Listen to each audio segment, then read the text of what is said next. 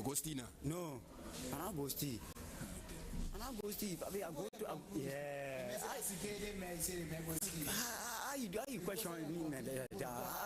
Anything you want for me to explain for you to understand?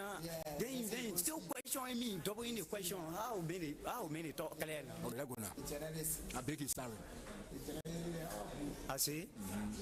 When I call you in the night now. When a man call me in the night. Yeah. He asked me, say, how many of you are working to the area? I say, we are 3. He told the man, say, you're 3. Yeah. So he said, I want to give you tea. Carry to the man said, he want to give you what? Tea. Have tea. Have milk tea. Oh, milk tea? Yeah. For you to drink? With bread. With bread? 3 pieces of bread. With egg inside? With egg inside my butter. So when I carry it to the man, say, carry it to the man. When you give it to the man, then you must come back to the car. So the food the man give you now, you carry it so you can go convince your friend now. Yeah. When I give it to the man, the man say, thank you. I say, okay. The man say, oh, where you going now? I say, oh, I'm going right now. So one of my friends called me. Yeah, the same man you going to now? Yeah, the same man. And the man tell you say he want for you to go steal. No, yeah. So when I go to the man, he say, clean the car. Then there are 2 now. In the Jeep? In the Jeep. Then there are 2. A big Jeep? Yeah. Black BG. 4 doji. 4 doji. Yeah. So when I clean the car now. Air condition all inside? No. Papa, you can't wait for me to spin now. I'll leave the water now. You can judge people. I just asking you a question, sorry. You can judge people that can come here. No, I'm a journalist. I beg you, sorry. The way you double in the question, you say when I move from here, I'll free. You say when I move from here, I'll free. You say one talk again. I wanted to make a whole talk clear to you, but you double in the question. Hi, land looking, hi, looking. Hi, looking, then you want force another more word there again. Why not be looking to the top? I'm not going to talk again. And said they call me to the office. I go explain. I think explain to me that you come to get fair. You say you carry tea to the man. After you carry tea to the man, you come now. So what next now? And for me, I'll not fair. Nobody, you getting very. You say asking you too much question. Hey, just explain things. Say make your egg and bread. You bring it. Okay, sorry. Now I say sorry now. Okay, sorry. If you I will not ask you the question again. Okay, sorry. When I give you answer now, then do. Okay. Explain again. I'm not asking you no more question again. Okay, let's go ahead now. Go to school. The English say I need the English. Okay, sorry. Now I say sorry now. Sorry. See, Ali, you take time. You take time. I'm taking time. Okay, sorry. Okay. I said I can take time to explain. 80,000 in tax money from the Liberian government, for which he was dragged to court. 2010, 2012, he was announced convicted. This is the man also condemned by FIFA as a fraudster. This is the man who is in the midst of the CPP, and the CPP is now throwing what I call a cordon sanitaire around him. Now, if you have a guy who is a potential contaminant, and you have it in your midst, what do you think will happen? He will contaminate everybody. You know, this man is a walking corruption virus. Anything he comes in contact with, anything he touches, he contaminates. The CPP will be contaminated very soon. Because my own Liberty Party is now contaminated. People in the Liberty Party who took Peacock Trust for ability, today they are defending him up and down the country.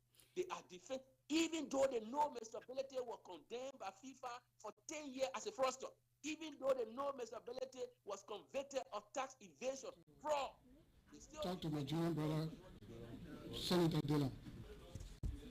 Senator Dillon, I want you to know that you are not Okran with the TRC report. Every time you see me come in, no, when you were speaking, you didn't say order. When you were speaking, you did not say order. Whenever time you see me, you talk about World Grand Court. I must tell you, the people of Nimba were declared enemy of the state. They were being butchered or slaughtered like chickens and goats, and we have to defend ourselves to survive today. Deal with the issue that is on the floor. Deal with the issue on the agenda. But this boy who has his own record of gazing, who's a boy? You know him. No. Then every time he sees me, he talk about Wakranko, Prince Johnson, Wakranko. When you see me, I want you, Mr. Pro Tem, give me a time, set a special date. I will brief the Senate. I will elect you. I will teach you. I will tutor you by using the very TRC that justice was not done to. Before the fraud, irregularities. This is why the call for Walker and those who feel guilty will always feel from session. But every time you say walk and call, they say the ugly animal go bring water and baboons start making flour. By the time you say walk and call, Prince Johnson see that you're talking to him. If he say he did the right thing to protect his people, go say it before the court. At this point, the impunity in this country is emboldening people to even be more corrupt and do things and to hurt this country with no fear that justice will be meted against them. And so at the measure of the name War and Economic Crimes Code, those who feel guilty at heart, even the Bible says, even the wicked flee when nobody running after them. At the measure of the name War Crimes Code, Prince Johnson goes into IRA. I think he will run away from session every session because every time I will remind us that we have to do War Crimes Code. We got the culture of impunity must come to an end. No, then they don't understand the issue. The issue is about the culture of impunity, transparency and accountability. Transparency and accountability. So when back you go for labor ministry for 1 year, we came up by agreement that they should pay all into installment 50%. The first 50% was paid as the agreement on the 31st of January. We got that money. Our final 50% should be paid March 31st. So imagine from November all the way to March, we gave them that time. Now, March came closer to the March 31st, they called. They said they have one or two financial issues. So we should give it as early as it. So we went to the labor ministry, the labor union, they called us, we went there, I represented my people. We gave them, the labor ministry, the labor union said we should give it up to the 10th. I said, no, let's push it up to the 7th so they can pay our money. When the labor, we agreed to the 7th, the 7th came, they went full time. Now, we went back to the labor union, calling it back and forth. Management is reneging. Management is not saying, yeah, but I'm sorry, they said they want to pay money. We will not compromise. We don't want 25%. We want our 50%. So we need our money. The managing director called the director of labor. They call him on the phone. They said we can go ahead. In fact, the labor director is our wastage. Nobody pay us to process. You get it? The minister of labor is our wastage. He talked with the man. The managing director talked with the director of labor. And he told us that we can go. We can do anything that we want to do. John Ballard is, and the man who has been very consistent in my philosophy. We said no. It is documented that you pay our 50%. We don't want to be dealing with. I'm giving you reasons why we cannot support the CDC and what is happening now. President, we have wrote the Senate asking us to grant permission. We granted that permission in 2020, roundabout, and they printed $64 billion. The first consignment came, nobody saw it. Among the first consignment, 500 notes, we only saw that 500 note with Thomas Fowler as he was dividing the money. That money, when printed up to today, the last consignment again got $1,000 a month. They have not asked the public to go and change the money from the old notes to the new notes all over the country. They have not done that. They are sitting on the money, spending the money anyhow to buy crowd and to buy votes, to pay for people. That is what they are using among some of our officials in NIMBA to go against, which is impossible. NIMBA is solidly on the ground and they determine not to vote for William. Apart from that, mysterious debts. This thing happening cannot encourage us to support him. When we signed the agreement 2017 October, it ended 2022 October. We finished with them. They asked us to sign a new agreement. We said no. With all of these things which I'm now telling the Liberian people through you, they are not encouraging to join you. They are not encouraging. And also when I was threatened, you remember on VOA, I was threatened, I reported to him. His response was to go in the church and insult me. I'm a killer. I'm a crook. I'm a duper. All kind of talk he talk. Apart from all of what I've already explained, Liberia has become a drug transit point. A drug transit point. From Colombia, Jamaica, all that. You know, you're from Jamaica. And this is what they do there. They smoke, they manufacture these things. $140 million drugs, container, cocaine, hard substance can never enter this country. Believe you me, before the government and its agents knowing about it. They are the input to destroy our children.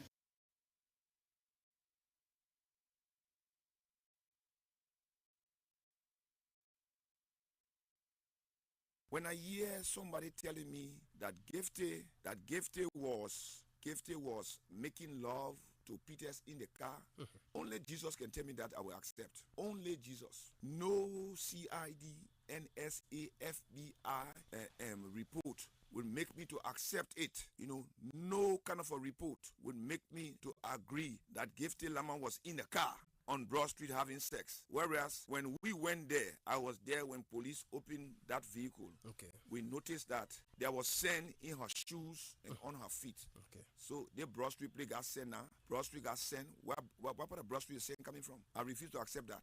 Anybody wants to get angry with me, let them get angry with me. I refuse it any day, anytime. Okay. Gifty Lama never died on Broad Street. She died somewhere else. They were brought on Broad Street. I say so. I, Solomon Claudius George. There was report that Peters and Lama died from carbon monoxide. No, George, this autopsy report.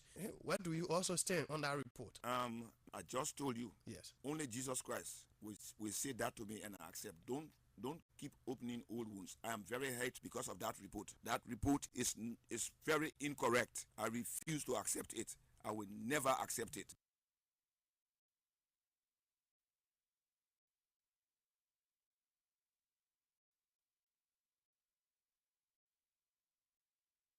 Hey everyone, it's your girl Antonio, Miss Royalty Baby, and I want everyone in Liberia to know that I love listening to 105.1 FM.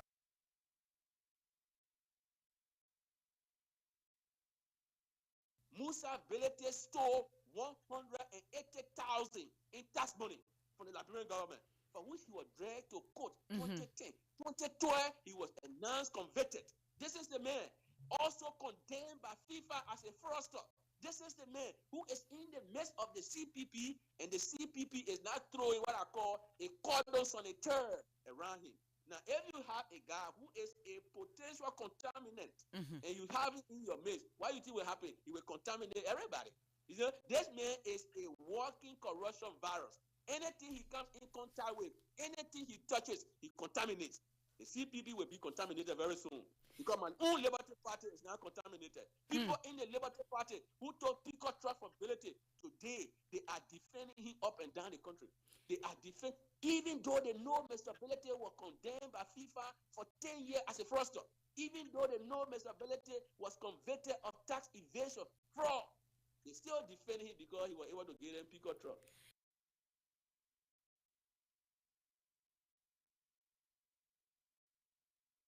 I would like to talk to my junior brother.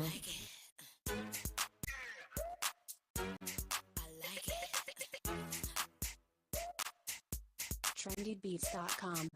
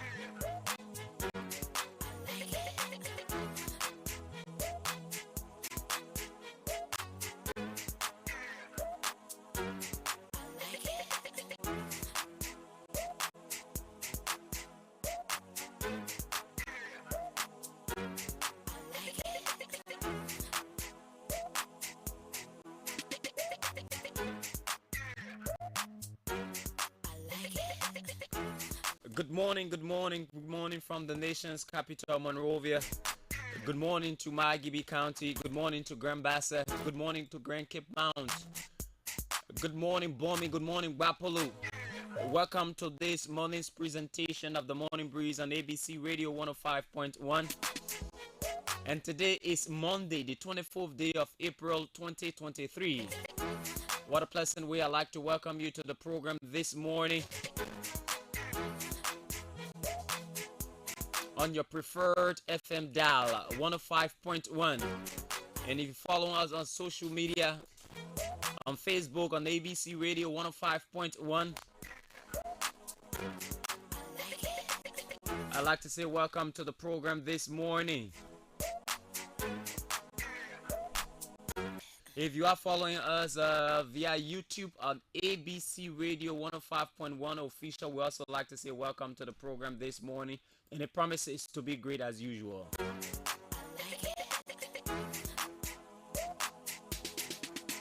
Lots and lots of things to talk about this morning,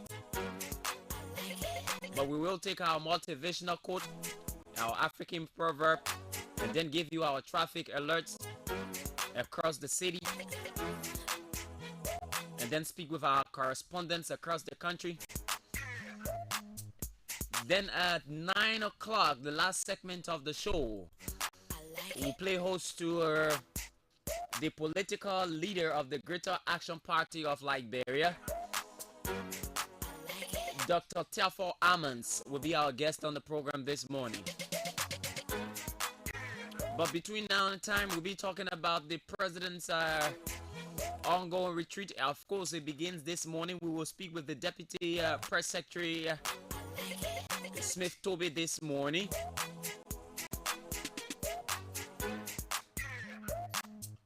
And we hope to speak with her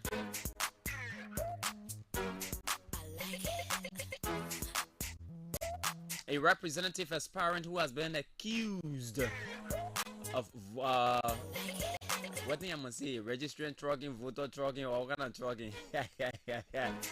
So we'll speak with him this morning on the program, The Morning Breeze on ABC Radio 105.1. And I always say promises to be a great presentation this morning. Good morning, Dennis. Good morning, Fidel, and it is good to be back at this morning. How was your night? Well, I had a pretty good night, even though short, because of we have to prepare for the morning, and of course, it requires a bit of time of preparation.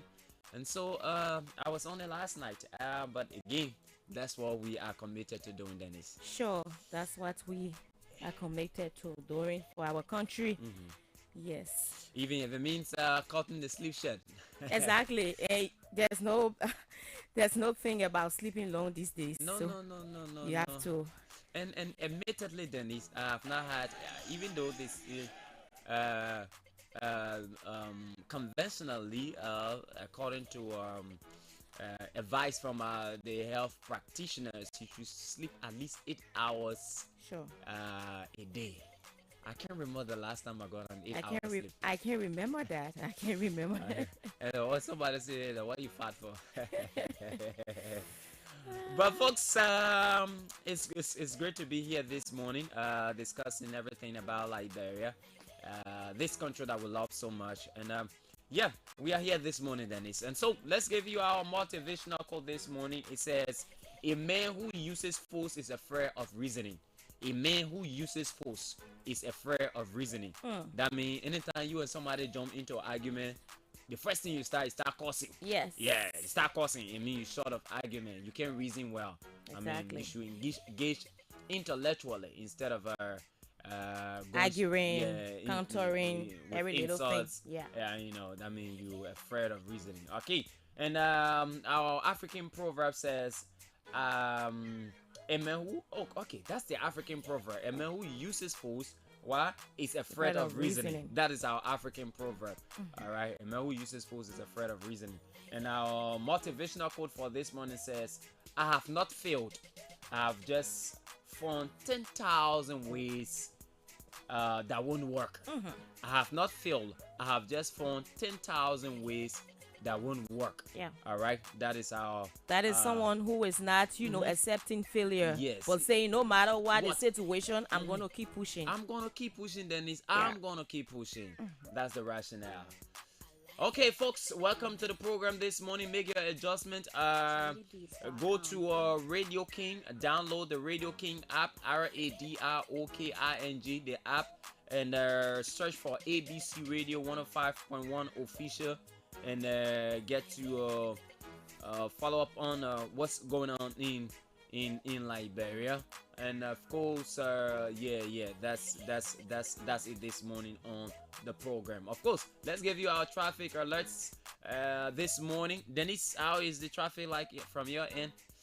As usual, as usual, from the ERW belt, the LY junction, there's traffic about a minute past 7.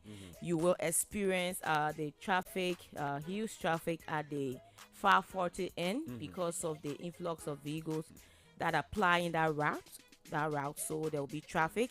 And onward to the Catholic Junction, also you have to watch out for traffic. To the 20th Street Bell, where you have the traffic light, there always traffic. To this end, to town, to Single, there's only at the 20th Street Bell, and a little bit of little traffic at the 12th Street. But with that's those major areas that you have to watch out for traffic. Okay, all right. And as usual, from the St. Paul Bridge end, if you are coming towards the Douala end, you should be aware of traffic around the Momo Town end there just before you take your left turn. If you're going straight to Douala, you also have to be aware of the traffic in the Douala area because there's congestion there. The St. Mary's Catholic School is just right there, and people are making their way to the markets as well. It's right close to the road, and sometimes the marketeers get close to the road, and so the road is congested. There's no free flow of traffic, and there are vehicles, motorbikes, and kekes turning around right in that same Douala end. So the traffic congestion is usually there as well. And as you approach towards the Jamaica Road end, towards Freeport of Monrovia, Red Bed at the Freeport Japanese Freeway intersection, there's a bit of traffic right there. Of course, there's ongoing road construction, and it's taking shape by the day, and so you should also be aware of traffic as you approach the Claratown, Vartown end as well. There's a bit of traffic there, so you also have to be aware. And if you're coming from the Japanese Freeway end, of course, you have to be aware of the traffic around the New Georgia Junction and also around the Battersville Junction as well. That's the traffic alert. If you're coming from Carwell, just as you approach the New Georgia Junction, Carwell, you also have to be aware of traffic. If you're approaching the bridge, you also have to be aware of traffic at the Carwell Bridge as well. And so those are the traffic alerts for this morning. And other places across Monrovia, you also have to watch out for the traffic there. At the Rehab Junction, of course, there's a road construction ongoing there, the RRA road, and you also have to be aware of the traffic in that part of the country as well. Okay, so those are our traffic alerts this morning on the program, The Morning Breeze on ABC Radio 105.1. If you're following us via our social media pages, we'd like to say welcome, share our video, and as well comment on our trending issues on the program this morning. And before we go over to the other points are during the weekend, or at the weekend, we had a tough weekend to this week due to the death of one of our colleagues, yes, who happens to be Nawe Gomen. Yes, Nawe worked previously at the state broadcaster. Yes, ELBC. ELBC, yes. Yes, and that was a sudden event. We learned that Nawe died, in Banga, where he was sick and he died at a church. Yes, we know that Nawe previously he worked before ELBC. He worked with Voice of Liberia and Prime FM. Yes, and there he served as executive marshal reporter. So there was this connection, in terms of that. He was a promising young fellow.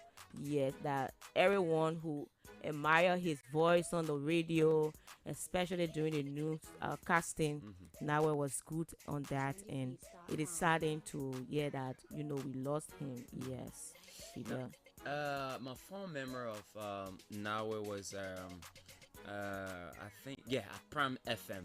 Then I was not on the radio then, and so early morning just stop at Calvin's office, and then we have a chat, our usual morning chats. Okay, and then I heard this fellow reading on the radio, and then I asked Calvin, who is this guy? And he said he's Nawe Gomen. I said, wow, this guy voice reminds me of the Dog Pound, Frank Global. I mean, that kind of power in his voice. Punchy. Very punchy. And that is the quality that the radio looks for. And not only was he punchy in his voice, his eloquence as well was tellingly visible. Sure. And so he left at a very young age, a promising young man with all of his best years ahead of him. But again, we like to say, never mind to the entire press union of Liberia, the Reporters Association of Liberia, the Executive Mansion Press Corps, and members of the Bon County Journalists Association, and all of those who were one way or the other associated with Nawi. He left very early, and we pray that his soul rest in perpetual peace. And this speaks to how the media now has to solidify this thing about members' welfare, all right, to see how they can cater for the needs of its reporters. I mean, or people who are members of the Press Union of Liberia. You remember some time ago at the state broadcaster, another not so young man died as a result of illness as well. And I remember there was SOS call on the radio for intervention. But I mean, if we have a good welfare policy at the Press Union of Liberia, when these people are going through, or any member is going through some kind of ailment, I mean, the Press Union of Liberia can intervene almost immediately so that that person can be rescued. So the welfare policy of the Press Union has to be looked at if there is an existing welfare policy, so that members can be catered for in the period of illness. Yes, and also what was a bit strange, I think, in terms of his ailment, perhaps he decided to keep it private, because I remember that a friend, alarm on that he wasn't well, but then he came up, he told us that I'm okay, though I was at the ERW hospital, but I'm recuperating now, I'm okay, you people don't need to worry, so we're like, is it serious, is it something that we can do? He said, no, I'm okay, if anything I will let you people know. So it was kind of shocking, to us to have heard that he left and he went at a perhaps church and in a Bon County where he passed. So yes, that's sad. So that's life. That's we have to take you from his experience and see how we can get more confide in people. You don't have to discuss with everybody, but you can always confide in somebody who can help you in whatever regard. But again, we'd like to say never mind to the bereaved family and all those associated with Nawi, and we also like to say never mind to the Press Union of Liberia. Sure. Okay, so right about now, before we take our contacts, we made a commitment to the Presidential Press Secretary that we will have called him at a certain time. And so let me place a call to the Presidential Press Secretary right now. That's the Deputy Presidential Press Secretary, I'm sorry, Smith Toby. As you may well know, the President is in Buchanan. He's there with his cabinet members, and they are there to discuss issues relative to the government. And so let's get to Smith Toby this morning on the program. Let's get to Deputy Presidential Press Secretary Smith Toby this morning on the program. This is the Morning Breeze on ABC Radio 105.1, and I like the vehemence with which I call the program the Morning Breeze. I mean, the breeze is blowing. It's blowing everywhere. And I have someone who's always watching my back, and normally when the program is a minute or two late, he'd be like, is the breeze not blowing this morning? And I normally tell him, oh man, the breeze will blow. So this we're trying to establish contact with Deputy Press Secretary Smith Toby this morning to update us with what's going on in Buchanan City in Grand Bassa County, where apparently he's on the let me see the message that's here from him this morning. Okay, all right. Okay, so we will get to him later. Apparently he has a different sets of interview this morning on different platforms. Maybe he's on one of them, but let's get to our contact in Grand Bassa County quickly. Prince Yukon J. Wamplu, and find out I'm sure he's on top of the issue. But one of the trending issues in Grand Bassa County this morning is that two men died while erecting a tower in Grand Bassa County, and that's so sad. in Radio Tower. Our man Prince Yukonje Wamplu is on the line right now. Let's get into Grand Bassa County. Good morning, Prince. Good morning, Fidel, and good morning to Dennis and as well our many listeners. How is Grand Bassa County this morning?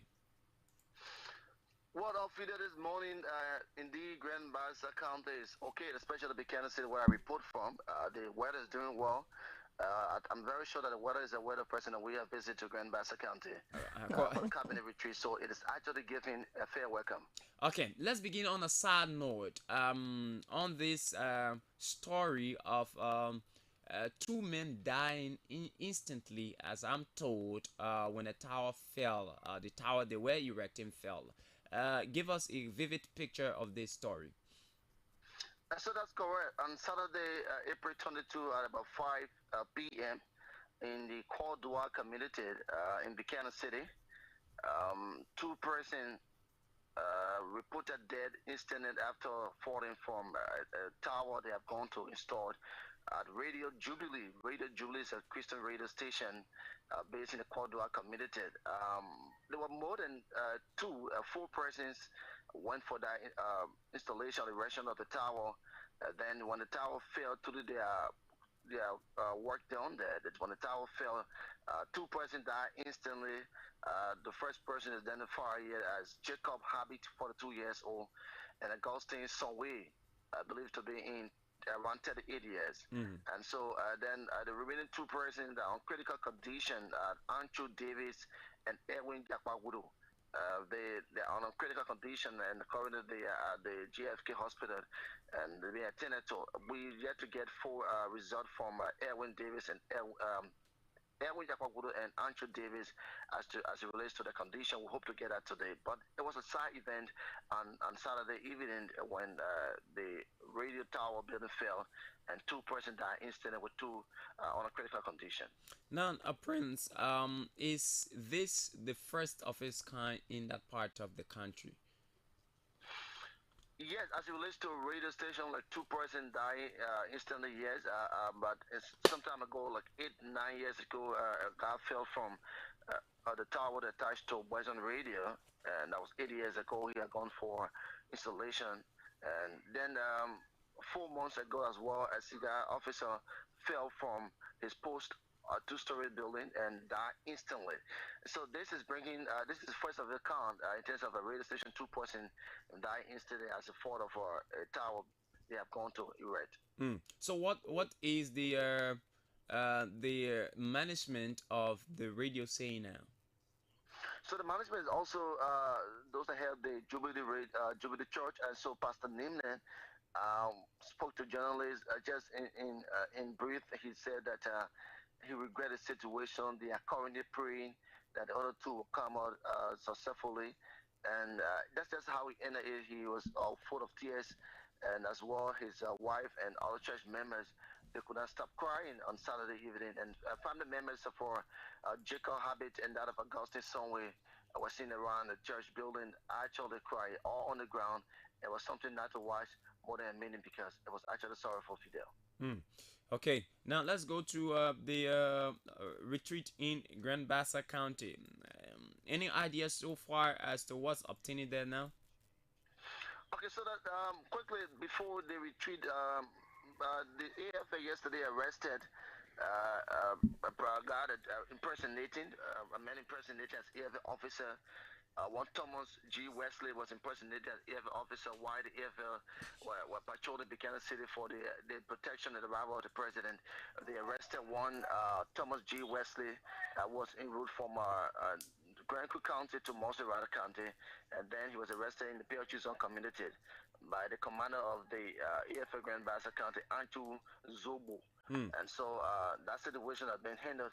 So yeah, the retreat is actually the president last retreat in his first tenure as president of Republic of Liberia. Remember, the last retreat was in Ganta City, and the autonomous agency commissions and state-owned enterprises had a framework, had a plan for the calendar year, and then at the end of the period, they are expecting them to report on the activities, how far did they meet their goals, what were some of the shortcomings, and And as well, the president have up to 172 more days in power. And what are the strategic plan that they can put in place that will help and give a lot of hope to the people of Liberia? And so the reporting system to the expected something that not just the president visited the Grand Bassa County, but as well, how the government strategically look at some of the activity. Remember, Fidel, the executive plays a major role in running the affairs of the country because they are in order of the county actively and know the needs of the people. And what the budgetary allocation during the year, it means that they actually understand what is happening in the country. So yeah, today begin the cabinet retreat, and Buchanan City is actually protected. The administrative building is well, and the officials are just presidential guards are all around now, and the area is getting parked at the fairgrounds in Buchanan. Now, what sort of economic boom does this retreat take to the people of Grand Bassa County? What if you guys may be aware, whenever the president visits a county, you expect that the entertainment centers will have to make some money because people want to see the president, people want to team up with the president in terms of coming around that, yeah, in the convoy of the president. But for Grand Bassa County, it's a different issue, Fidel.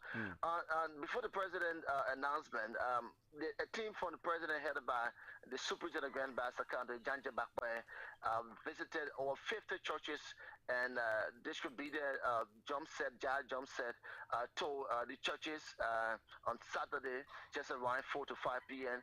Over 50 churches receive it, and as well, the superintendent was able to say that the president, before the president leaves the county, zinc and that of plastic chair will be distributed to over 50 churches in Grand Bassa County, especially Buchanan City. So it tells you that, Fidel, not just from the side of the businesses, but the religious side are also benefiting yet for the president visit. Okay, thank you so much, Prince. It was nice having you on the program this morning. Always a pleasure, Fidel. Okay.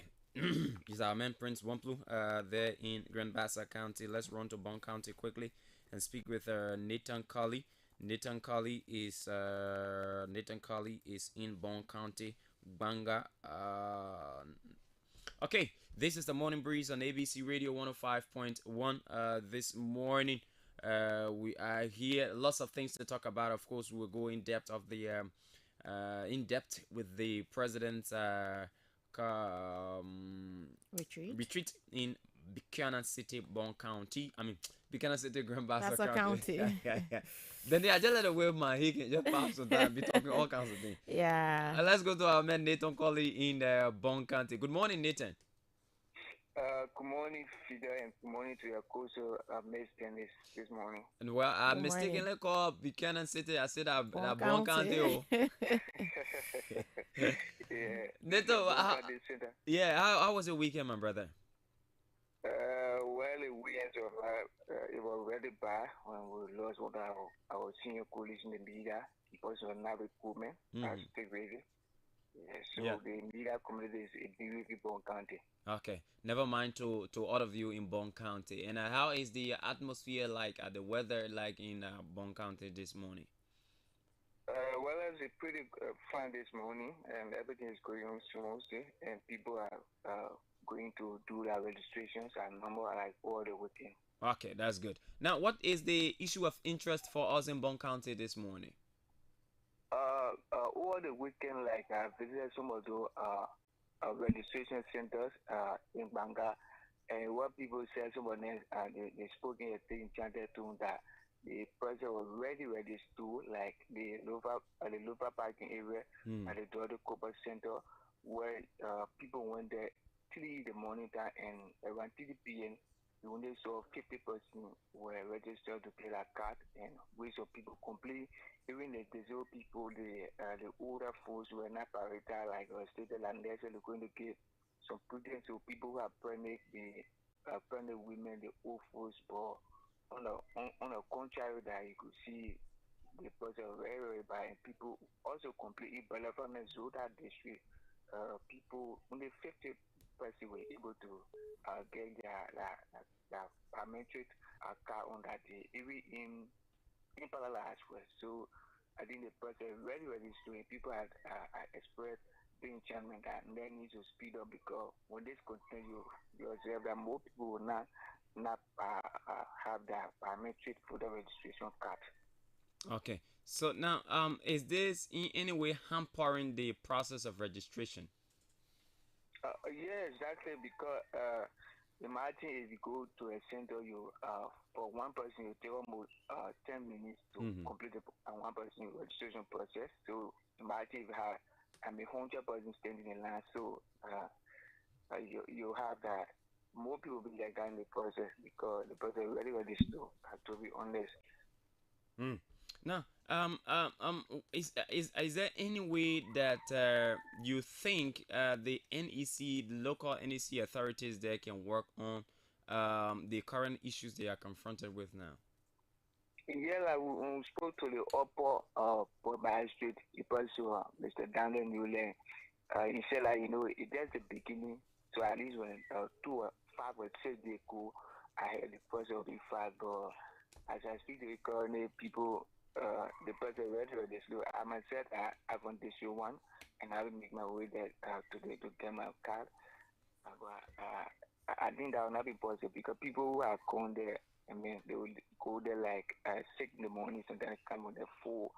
I mean, the person ready slow, manager. Okay, thank you so much, Nathan Carly. Nathan is in Bond County. Just before you gave me this morning, the Bond Technical College this Friday, the 28th of April, will be having 8 commencement convocation. The BCDs have been in the news for a while, some bad news, but I thank God I have been able to pull us 2 graduates. So this coming Friday, it will be the TEL communication program, and the guest speaker of that program be the president of the Republic of Liberia, George Manuel, you will be the president, and the BCTV during the 2017 election, he made one of the promises to complete the Technical College. So at least on Friday, he'll be able to ask a question why he have not completed the BCTC institution in the country.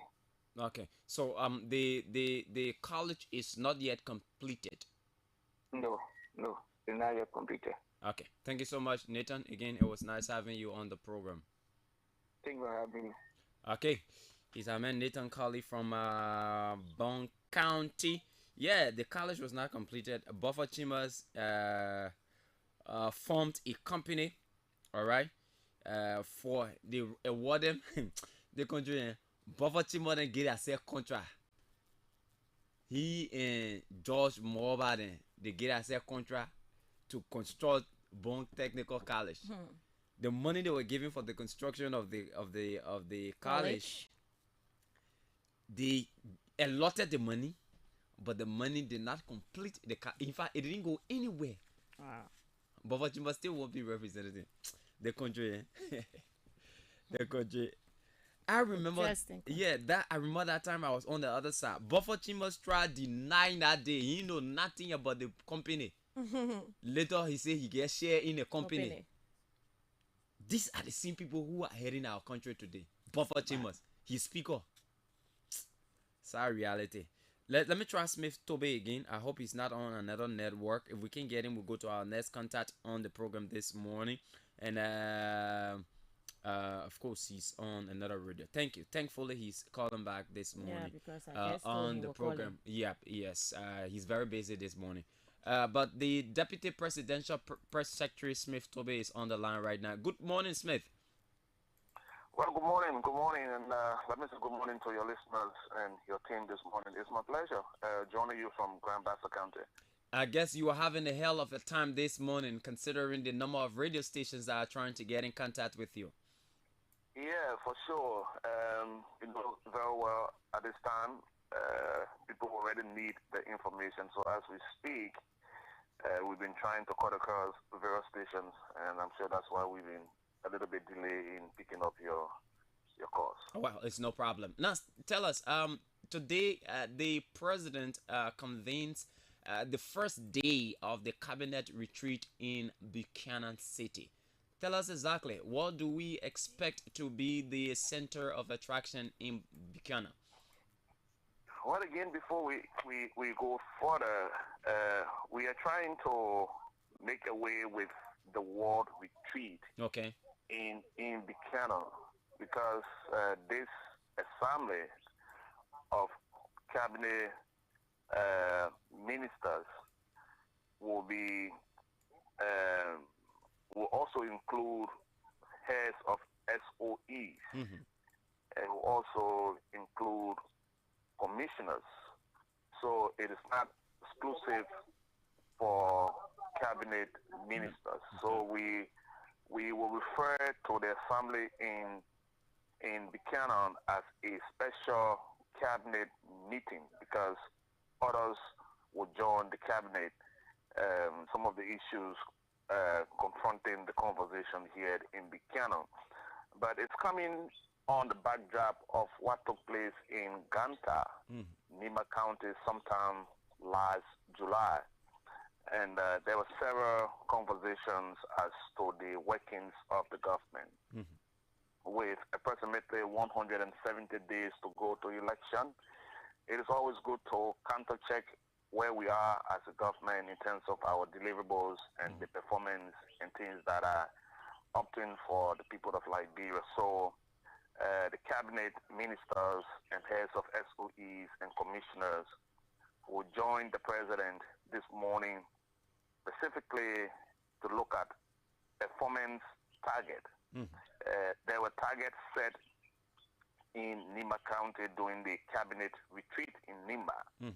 So the president will also want to know how far the cabinet ministers and those heading SOEs and commissioners have gone with what we agreed on in the Ganta retreat.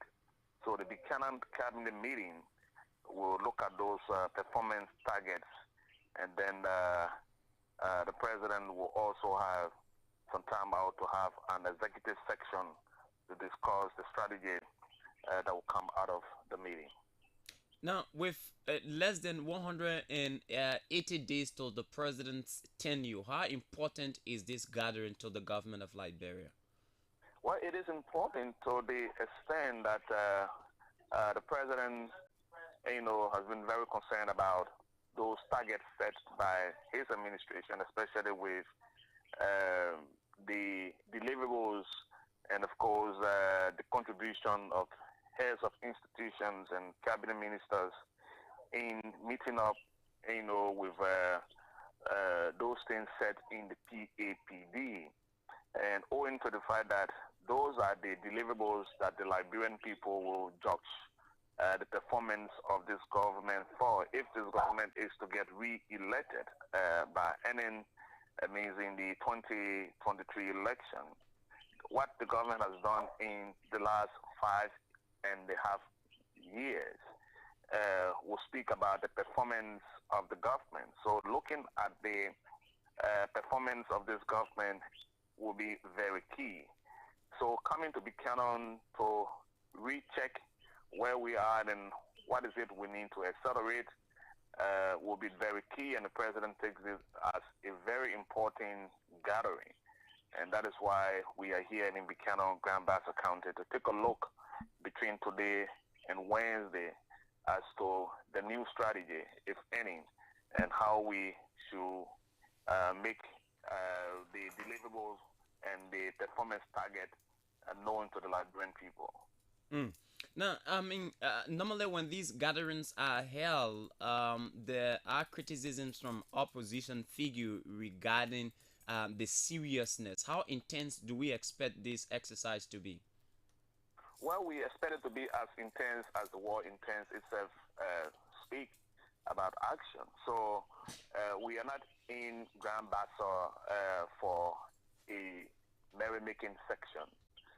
Registration for individuals coming to this section started from 6 p.m. yesterday up to 8 p.m. last night, and it runs up to this morning. The president will arrive here in Buchanan sometime this morning, and then of course before afternoon hours we expect to go into a very serious section. So it is as serious as we see it. For those who have always criticized, again, it is their right to look at it from the opposite, but we within, we take it as a very serious matter, and we've come here to strategize, to refocus, to look at where we are, and to shift more gear if we ought to do that, because we are 170 plus days away from election. So, I'd like to know what new is this whole gathering going to bring? Are we going to hear the president again telling his official that you have done well? Is that why this meeting is being convened? Well, every time there is a meeting of such, the president will have some time to address the assembly. For us to say what the president will say without him saying it at this point, I'm not sure it's going to be the right information. We know the president will speak at the opening. Of course, we know that the media will provide coverage for the opening section. So until we can hear what the president will say to his cabinet ministers, if they done well, he will definitely say it. If there are things that he thinks that they need to do much better, we expect to hear from the president. But it is not appropriate at this time to assume what the president will be saying without he saying what he will say at the opening section. So we are waiting to hear what the president will say at the opening section of the cabinet meeting here in Grand Bassa County this morning. Before you go, the last time, last year when the meeting was held, we saw like all of the ministries empty. We saw assistant minister as well as deputy and minister proper. Are we going to see that again this time around? So the meeting here is for heads. So we are not bringing in Grand Bassa, the deputy ministers and other assistant ministers to Grand Bassa County. Those who are invited and to the cabinet meeting here in Grand Bassa are heads of various ministries, including heads of SOEs, autonomous agency, commissioners. Those are the individuals expected to be here in Grand Bassa County. So even at the point of entry, where they will have to submit the registration before entering the hall, if you had the opportunity, you will definitely see the ministers, the heads of SOEs or autonomous agencies, not deputy ministers or assistant ministers, as you referenced in the previous assembly in Ganta. Okay, thank you so much, Deputy Presidential Press Secretary. It was nice having you on the program this morning. Any other thing you want to say aside from what we ask you? Well, we just want to say thank you, Fidel, and thanks to the team for affording us this opportunity. We look forward for more interaction. Our lines will be open. We will definitely give you update as we progress during the day section, and hopefully tomorrow with other meetings that the president is expected to convey it here in Grand Bassa County. Okay, thank you so much. He's presidential deputy president. Deputy president. You want to get solo job to the man now. He's a deputy presidential press secretary. Smith Toby there on the line from Grand Bassa County this morning, where the president is convening a meeting, a special meeting with cabinet ministers, heads of agencies and state-owned enterprises as well, and so they are going to discuss issues emanating from the Ganta retreat, where there were some commitments made by these agencies and ministries as to how the government intends to proceed, and they are going to reevaluate that, and that will start up this morning. By the way, Dennis, they are going to reevaluate that and see where the government is. As you know, I think potentially this could be the last retreat for the first term of President Wia's administration. It is the last, if I'm correct. And you know, the part that I asking whether you have the assistant ministers and all of that. We experienced that. We saw that during the past meeting, where almost like all of the ministries were empty. Fidel, there were no one. You have directors, you have assistants, you have deputy minister and minister proper. Were all in Ganta for the meeting, something which of course I think wasn't right back then, because the government should be running despite the meeting being done. So it was important that he stressed that this time around it's only the minister proper and others who are expected to be there. And like you said, we hope to see this time around this meeting birthing good results in terms of what they promise or what they talk about in the past retreat. Because I asked this question, the last retreat, I was a bit, the way the president from the start of the retreat told the people, you are doing well, you all are doing well, and let no one tell you that you are not doing well. So I wouldn't expect that, from the opening statement. I prefer, you do some Just starting. for them to be able to know that yes, indeed, we have to work. We have no time, and as it is now, we just have few months, to election. So But lest you forget, it was at the same retreat that the president said you either serve or leave. I think something of that sort. Yeah, and maybe not. Maybe it was in the closing. Maybe because some people criticizing his opening statement. But like you said, yeah, and McGill made that statement as well. I can remember he was saying that there are some officials that don't want to cooperate. So you either served or you decide to leave if you don't want to work with the team. Yeah. So we hope that this retreat this time around in Grand Bassa will bring a different result as it relates to their own quest to lead a country and where they hope to see the country moving. Because there are others who are working while others are just sleeping, sleeping, not doing anything, and it's causing harm for the government. That's true. And it's important for us to point out a few ministries and agencies because we've had problems with these entities. For example, the Ministry of Transport. We still have key transportation issues in our country.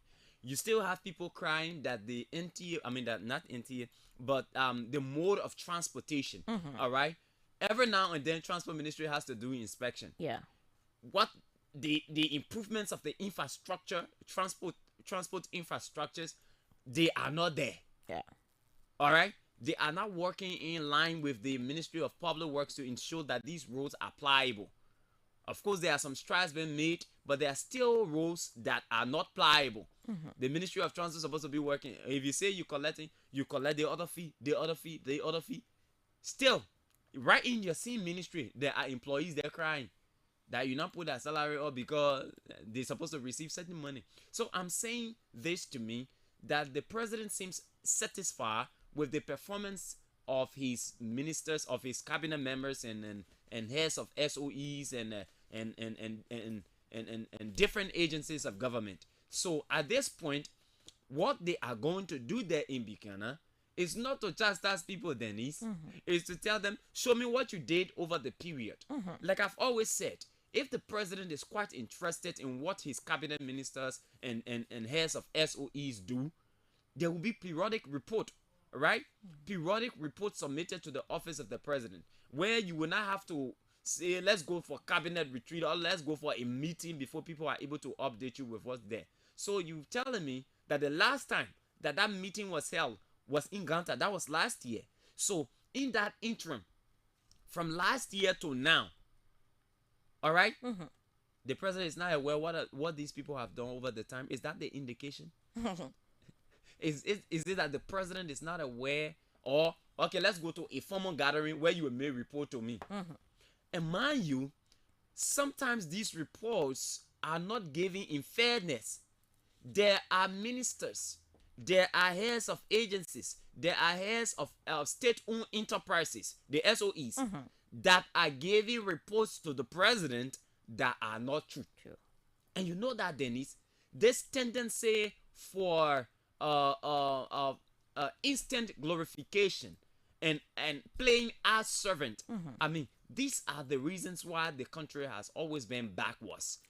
And like you said, I saw that during the past gathering in Nima County, in Ganta, and those who went there, most of them was like praising the president in their presentation, instead of are doing what you ought to do. They had all of that in terms of, oh, Mr. President, you have done this, you have done that, in terms of praise sinking. And even with the report that was given by the agriculture minister, she was also like, Mr. President, during your turning, you have done this, you have done that. Since you came, you have done. It is not what you're going for. You're going to tell, what is the reality, what have you achieved, what is left to be done. And these are things that should be on the table to discuss. It's not about, Mr. President, since you came, you have done this, unprecedented, this have happened. And that's how people go to this kind of meeting without achieving the reason why they have gone to, those meetings to achieve. They go there with the intent that, yes, I will go and praise the president, and yes, people will clap about it, and yes, it's done. But it's not reflecting the day-to-day reality of what you should be doing or what is intended for you to achieve.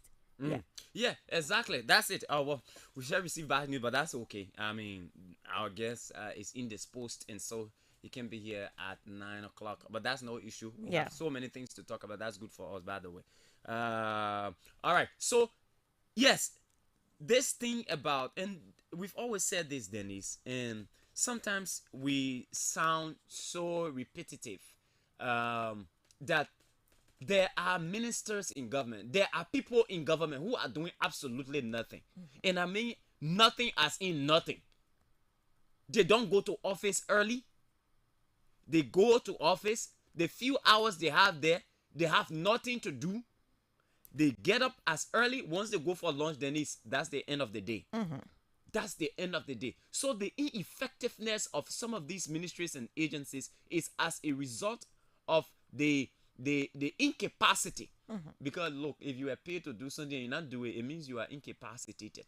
It's based on the incapacity of these of heads of these ministries and agencies. That's why we have them going the way they don't. Yeah, and one of those that we'll talk about is it the FDA, Mark Doyen. See Mark Doyen. Yeah, he's heading the FDA. That's one person you go at that area, they will always tell you he doesn't come.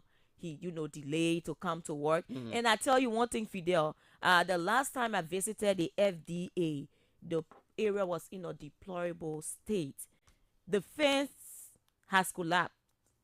Yeah. Oh. At the FDA. The FDA. You see the building, you see the place. So it's been reported that he doesn't come to work, on time. Sometimes he doesn't come at all the week. He will only come when they have, something new to be done or something pressing to be done, and he come at that area. So these are people that are in government that are not performing, and they are many, but some of them rely on the proximity, the relationship with the president, or perhaps those who are around the president immediate cycle that they can, at any time in any point in time talk with and can be able to speak for them. So they do those things. So the same was happening at the National Port Authority. Yeah. Where Bill Twelve would just sit down to a house. He will not do. He will just sit down to a house. Anytime he decide he won't go to work, at the time he will go to work. Bill Twelve. Anytime he say, I feel like going to work today. Now, mind you, these are agencies of government that should be on 24/7. But because of our own inadequacies as a country, so these agencies are not on 24/7. So the few hours they on for the minister then or the heads of those institutions to go to work on time, they can't. Denise, the time we come to work here, I dare you, a lot of these people cannot. They cannot. Sure. They just can't. No. Because we have to get up early in the morning to be here. Most cases will leave from here by 10 o'clock.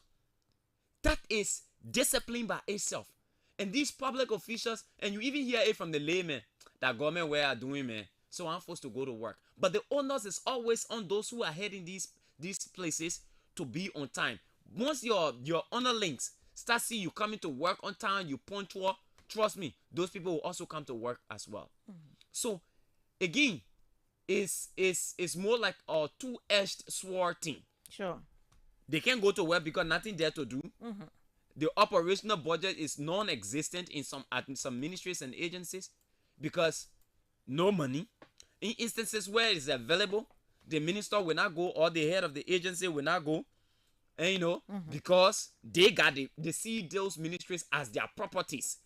There is no check and balance. The president is not interested on checking on these people. So they are left to do whatever they want to do. As far as they're concerned, that when the president appointed me, nobody can take me from here because you belong to the political party. And if we can decide to erase that mentality, that this country, the development is this country is not dependent on whether you belong to a political party or not. It's because you want to serve your country, then we'll move forward as a country. Until then, we will continue to be behind other nations who are making serious progress. What sort of serious government that you will see the minister will say, I'm not going to work today, or the deputy minister will stay home, that he's not going to work today? I mean, because these people are not being checked on. Besides, they do not see themselves as being answerable to the country. They see themselves as being answerable to the president. And in their mind, the president is their best friend, and the president is from that political party, and the only interest he has is giving them job, so he doesn't care whether they do their job or not.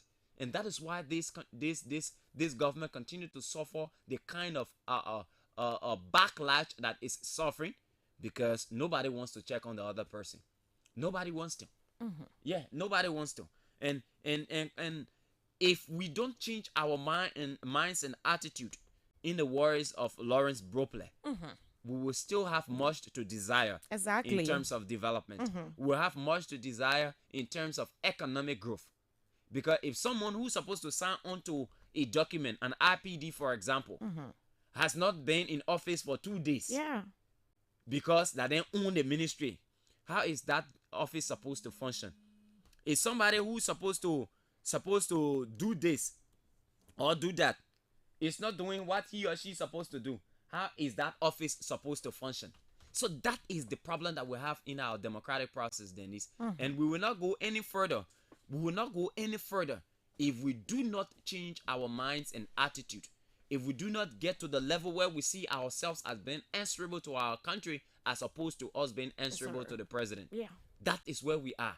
And we'll not graduate from here. And I don't think sometimes they even see that too as being answerable to the president, because if it is that way, they will also perform, because the president who they are answerable to excuse me, want to see a Liberia perhaps has a quest and wants this to happen. So perhaps they will perform, and not just sitting until perhaps they ask them to say go and do that before they will go and do it. Yeah. So the one of the things that people in our country normally abuse is proximity to the president. That's true. If you are a friend of the president and he appoints you to a position, to ensure that that friendship is harnessed and to show a truthfulness to that friendship, you do exactly what you are required to do. You know what? Because you want your friend to look good. You know what? Because you want to serve the best interest of your friend. And that is the position for which he was entrusted, is to change the lives of the people. But if you decide that, that my friend, I'm supposed to do it, then you don't love that friend. And that is why sometimes I'm disappointed in the president, that those who are appointed into positions who should do their job are not doing their job, but he keeps them in those positions because of their proximity to him. Example, Maxwell Kimia. Why? I mean, for some reason, why do you have Maxwell Kimia at the Ministry of Foreign Affairs? The last time we had Sami here, Robert Sami, he was outlining that the minister has brought in 100 scholarships. For Christ's sake, there are ministries, there are ministers, counselors, there are ambassadors in various countries across the world who are representing Liberia. So those people are representatives of the government. Can't they in any way, what are you doing to impress on those people to do what they have to do in those various foreign missions, and not just to sit there? Yeah. Just taking pay, just sitting there. The only time they can really work when the president visiting that particular country. Sure. Or when people going there for visa. Those people should be engaging the governments of the countries they are resident in to ensure that support that are needed by this country are brought back. It can't happen. Maxwell Kimia stay there. Our greatest ally, our biggest idea, which is the United States of America, does have a problem with Maxwell Kimia. Yet he's still the foreign minister of Liberia, the image of our republic. He is still there. That is the real problem we have in this country, Dennis. And we are not going any further. If we think that retreats will help us, Mr. President, you have to press on these people to do what they have to do to make sure that this country is better. Other than that, we are in for multiple cabinet retreats with no result. That is where we are. Now, Dennis, on Friday, the political leader, or no, the chairman of the governing council of the MDR again re-emphasized and reaffirmed his support for the candidature of former Vice President Joseph Boakai.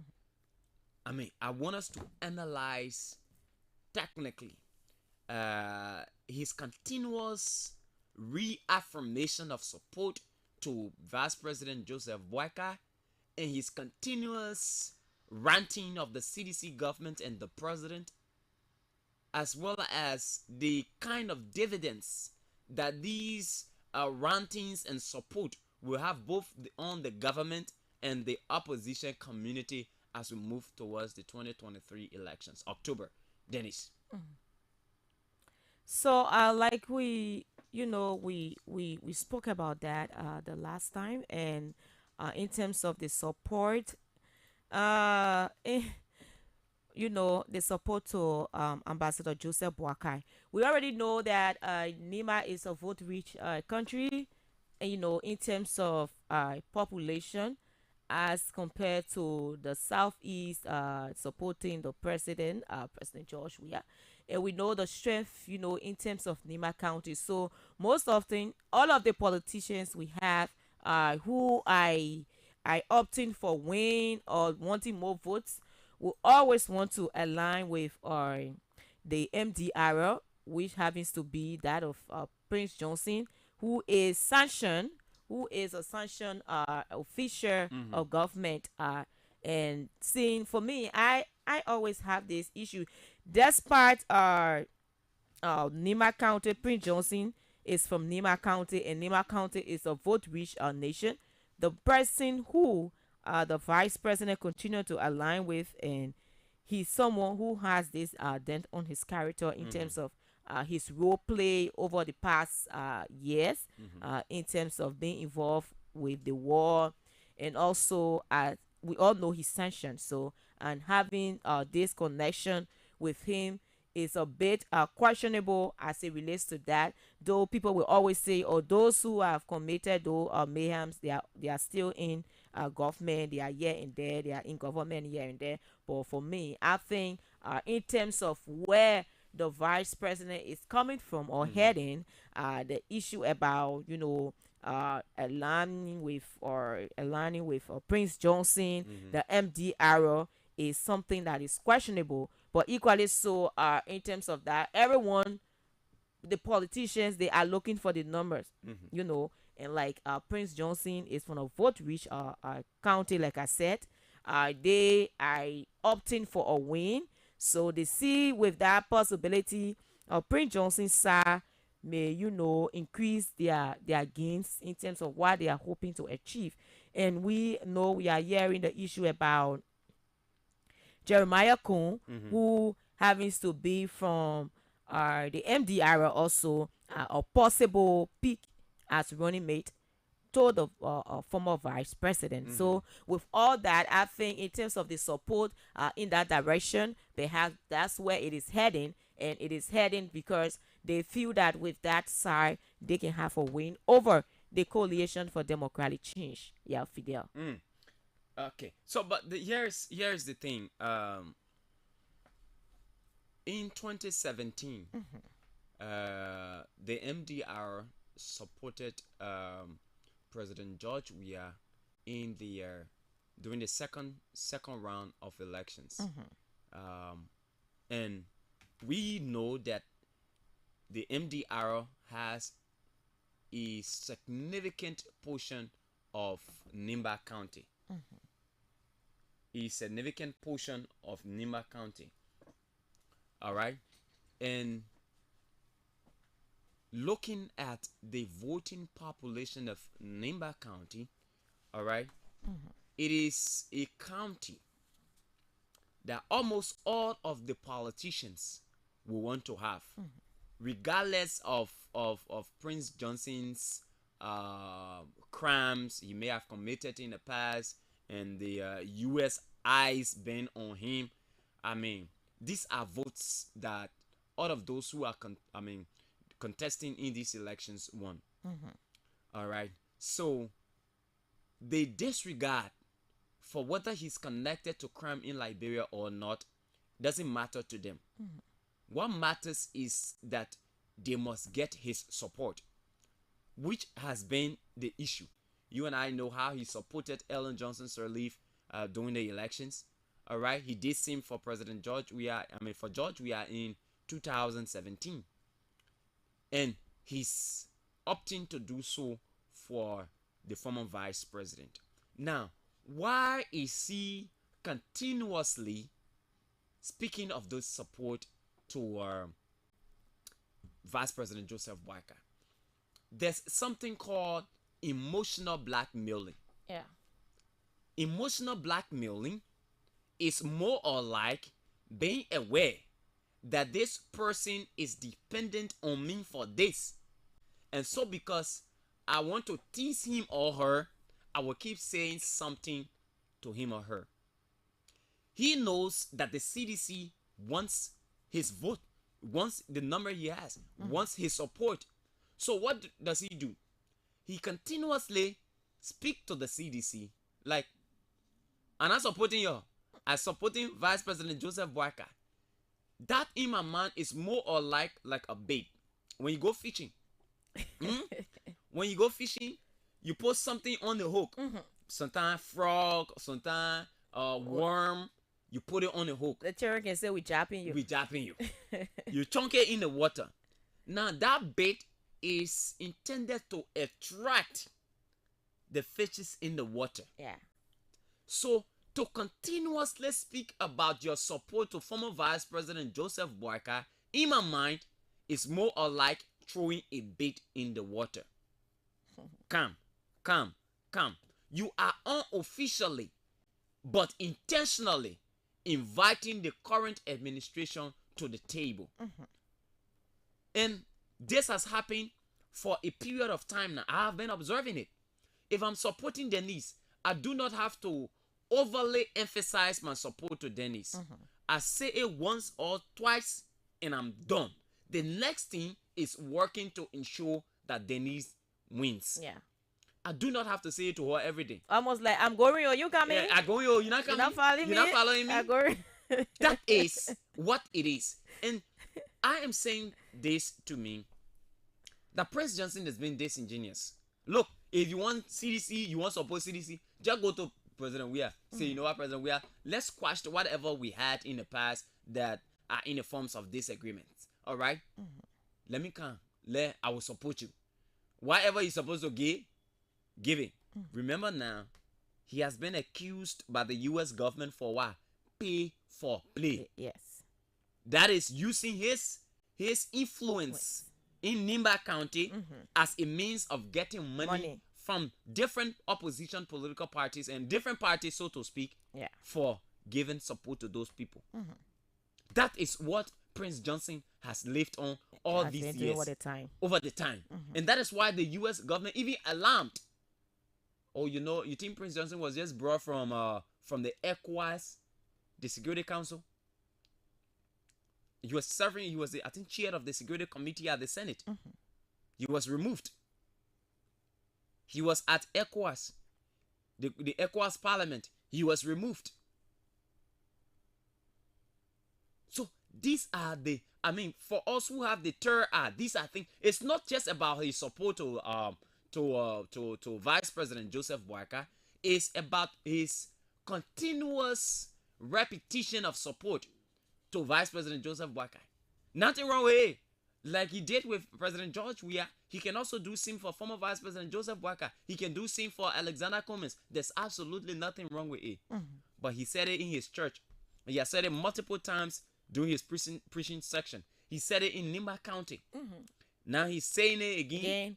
And like you said, that's why I was asking when I listened to him. I said, "So what's new about this statement?"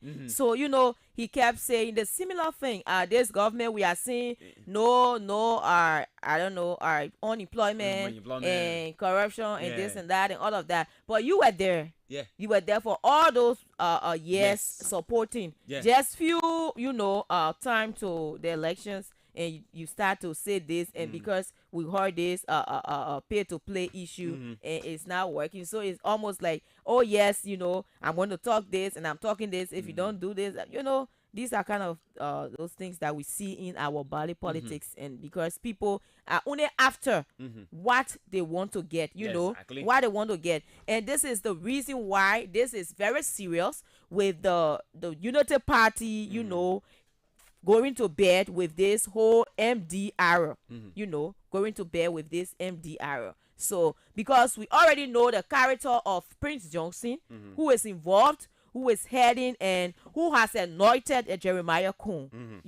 He has anointed Jeremiah Kun as the chosen one. So it is something that we know that, yes, no matter what, Jeremiah Kun is Prince Johnson. Selecting Jeremiah Kun, you are selecting Prince Johnson, in terms of being the running mate to Ambassador Boakai. What does it say for the party who is looking at change in terms of wanting to better Liberia if you are coming back, with the same thing? And this is why we continue to say in Liberia is like the politician is still the same old wine in new bottle. Nothing has changed. It's just going back and coming and saying, oh yes, I want to do this. But they are the same recycled politician doing the same old thing, the same old way, and Liberia continue to remain as it is. So my people, do not feel overly excited now that Prince Wyatt Johnson says he's giving his support to Vice President Joseph Boakai. We still have months ahead of us until Vice President Joseph Boakai can announce his running mate on April 28th, which will be on Friday, right? Yeah, Friday. April 28th. Till he does that, do not be excited. Do not be excited. The unpredictability of Prince Johnson cannot be written in black and white any longer. If he says he stands by this one, well, that's it. We are thinking that it works, but do not be so excited. Wait a bit and see what happens. 077-105-100, 055-105-100.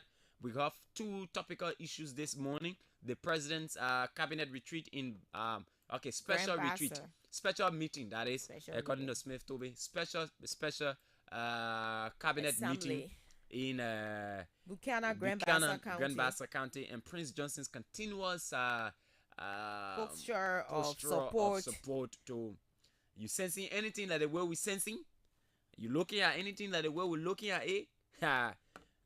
Do not feel so excited. That puppy can somersault. You will not believe what he says the next time. Let's go to the phone lines and take. Good morning.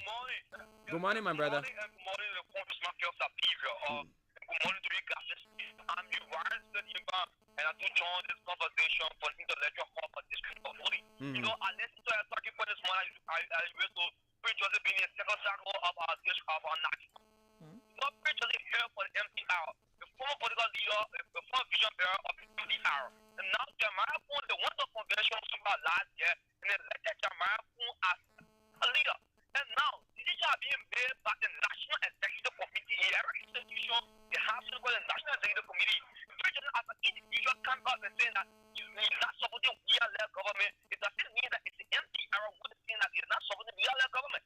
President, as an individual who plays a protective role in the MPR, but he's not the National Executive Committee. So if President comes and saying that he's not supporting the real-led government, it doesn't anyway mean that the MPR is not supporting it. It's the National Executive Committee who come out with that statement that we are yet supporting the real-led government. Are you sure? Are you very sure of following the politics in Liberia? Yeah, sure. Do you know who controls the MDR?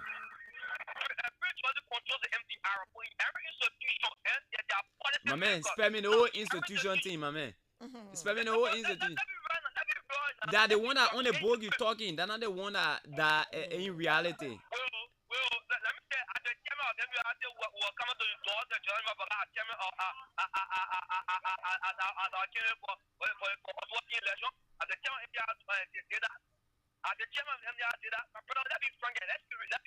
Okay. All right. So MDR will support President George Weah.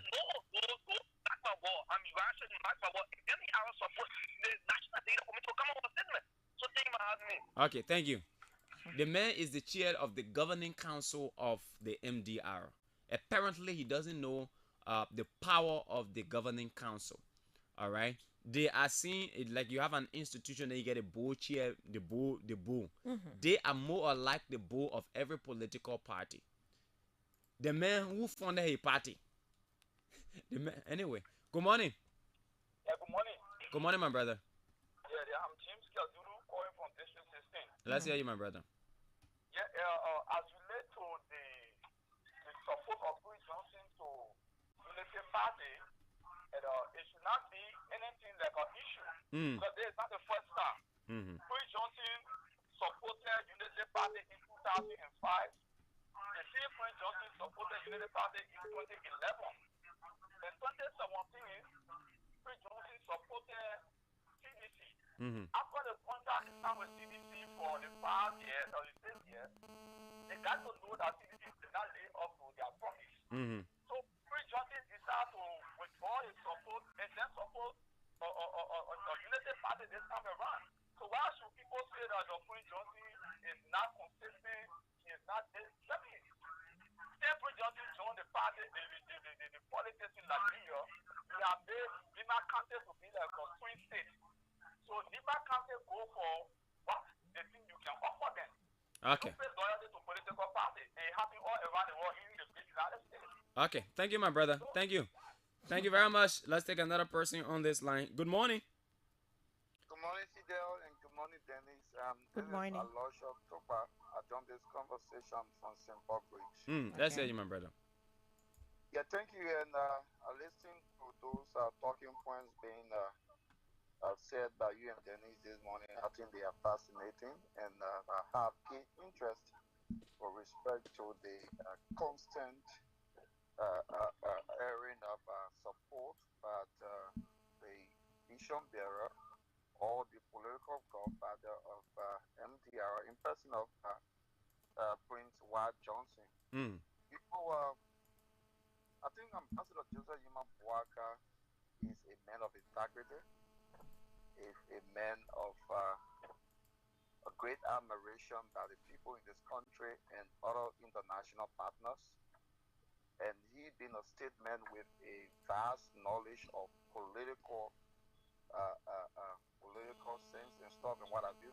I don't think he would be that so naive, so to say, to appoint or select a person like Jeremiah Kun, who I consider a puppet to the sanctioned senator of How are you? That's harsh. That's harsh. That's harsh. Okay. Let me say a son to the political leader of the political godfather of the MDR and the sanctioned senator of Nema County. I don't think Ambassador Buaka can go that route because the first thing is not just a matter of vote, acquiring the vote.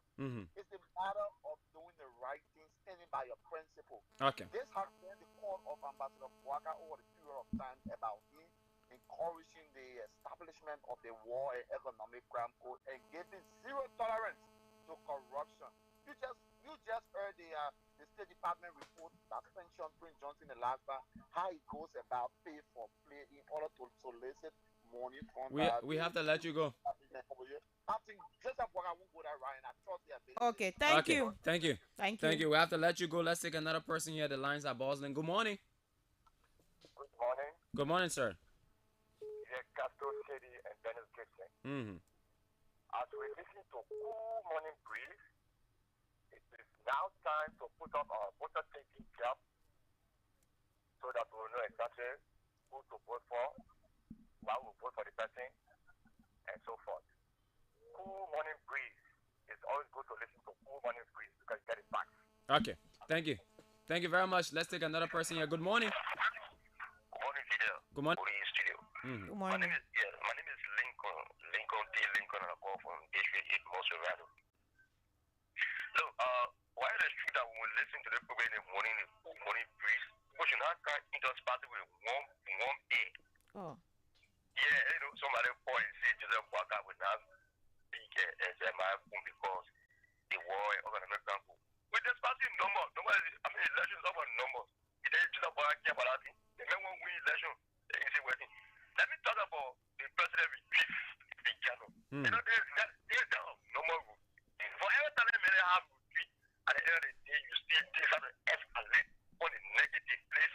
Definitely thing was not happy in the country. So what else will happen? When that took place, when that took place, how can you attribute that to the retreat?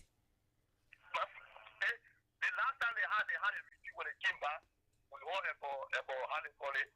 About development thing. How they call it? No.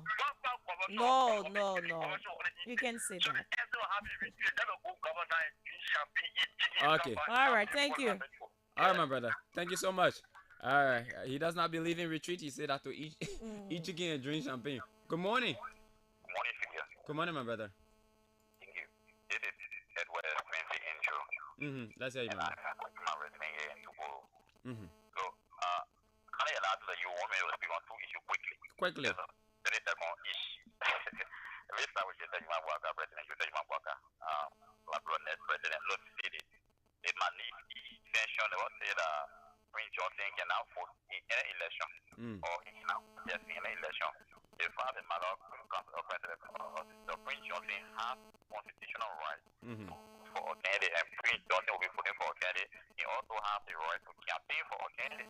Okay, you all left with a candidate is a candidate who play election to keep him in or to fulfill his or her promises that he made during the election. We trust the worker, we know that you will be working for the Liberia as if you win.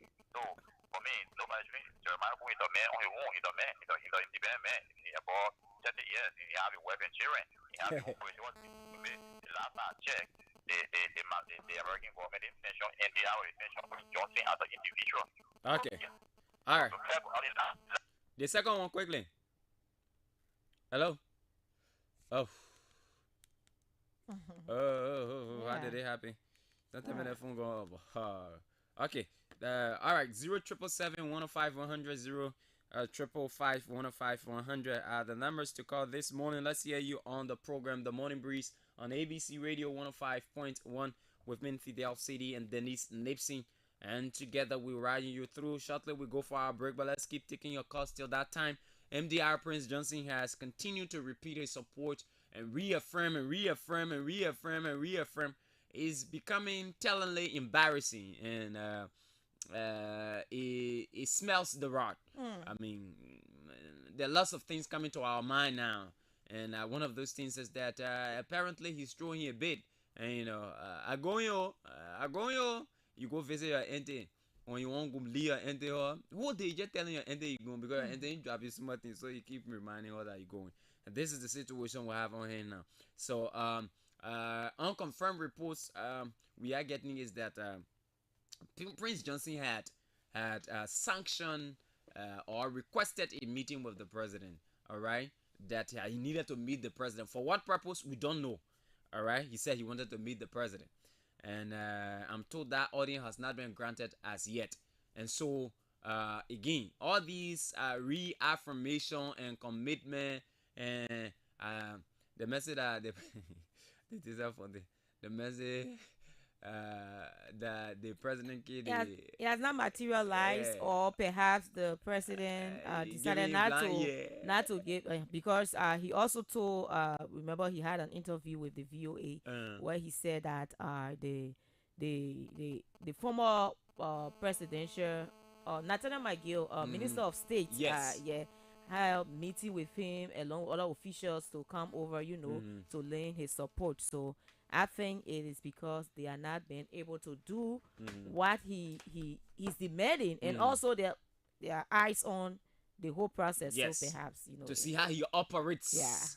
And this news that the second term of President George Weah, he will ensure that war and economic crimes will come. Yeah. So all the things that making the man scared, you know, and he's circumspective of who to support. But at this stage, again, Prince Johnson say that Omen Joe Boaka he will support. And all the people who behind. And besides that, in that press conference, Dennis, he said something else regarding people who are not supporting the government and are in government, and they are from his party, they are from Nimba, they are being threatened dismissal. He say they threatening them. If say they not support CDC, they will sack them. So he telling them, you remain firm on your decision for them. I mean, for you not to support CDC. If they want sack you, let them sack you. But I mean, Wilfred Bangura look at it and say, no, me and you're not in that thing. I mean, my deputy minister job, okay, and I with the CDC. And even the time he also spoke about Nimba was marginalized in terms of not getting job, in terms of that. We saw, I think, Harrison Conway, right? He was also giving job. Was it no, Harrison Conway? Not Harrison Conway, but at the Garrison Yellow. Garrison Yellow at the governance commission. Yes, that was due to we saw that too. Yeah. So you say the president, you know, Nima people ain't get BB jobs. So the president say, okay, let me put somebody there. Put Garrison Yellow there. I think there were 2 or 3 appointments that were made by the president again from with people from Nima County. So it almost like the president still trying to appease this man, and you know, for us to be cool. So that's it. But clearly, look, we have to face this reality that we've long escaped from. That Liberia is not a country of integrity. Look, those who have integrity in Liberia are left on the sidelines. They are the poorest and wretched people you can find in this country. That's reality. The people that get that get integrity, they are seen as outcasts in our society. We do not reference them anyway. We've always supported people who got bad character. People who now steal from us. Those are the people we support. That's the nature of our country. I don't know why is it like that. So every time I hear people talking about integrity, it can be looking like fun to me. For example, people who called Prince Johnson names few months ago, let's say in 2005 and thereabout, 2011, 2005, who were in opposition. Technically, the CDC, they call Prince Johnson a killer. They call him a warlord. They call him all sorts of names. What happened in 2005? Prince Johnson was on the campaign trail with with George Weah in 2017. They were going around in 2017, and he and Weah was sitting on the same car. He said, I will support them. Guess what happened? In that same 2017, the people who he was supporting in United Party, they start calling him what? Killer. Warrior. Killer of a president. Now, if we are a serious country, whose existence borders on integrity, regardless of the side that he supports, they will condemn him. Holistically, everybody will condemn. In fact, nobody will want him to come near them. But because people benefit from the man politically, so when he's not on your side, it's inconveniencing to you. So you will call him all kinds of names. But when he get on your side, yeah, okay. Then the people who say he's not on, they will call him all sorts of names.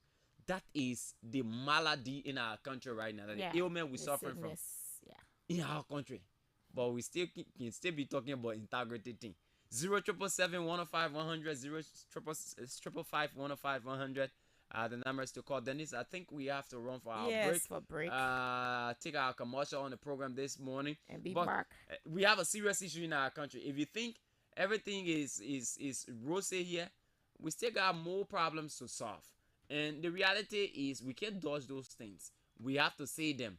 And as injuring it is to some people, and as piercing as it is to their ears, there's one responsibility we have. Unlike you, we have a due responsibility to our country, and that responsibility we must uphold And to also, the highest level. yes, and we need to recognize before we go. Yeah. Few of those who are following us, online.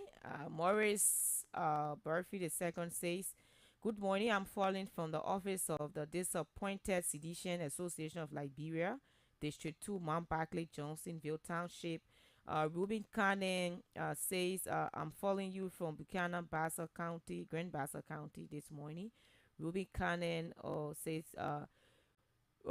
"Thanks so kindly for your network." Macaulay Jido say, "And the Ministry of Labor, the Assistant Minister for Manpower, is a serious disgrace to the ministry." Roof, okay. Patience, he said, Flomo is falling. Philip Dakar is falling as well. And keep watching, everyone. Share the video and invite someone to watch along on the platform ABC Radio Official 105.1. Yeah. Okay, so let's take our break. When we come back, we open up the lines again and then expand on our discussion. There are other issues to talk about this morning. Like I told you, unfortunately, our guest cannot be here this morning. He has text in to say that he had a last minute to time issue. We do not fault him for that. Yeah. All right. Those things happen. Yeah, they do happen. All right, but let's take our break and be right back on the program this morning.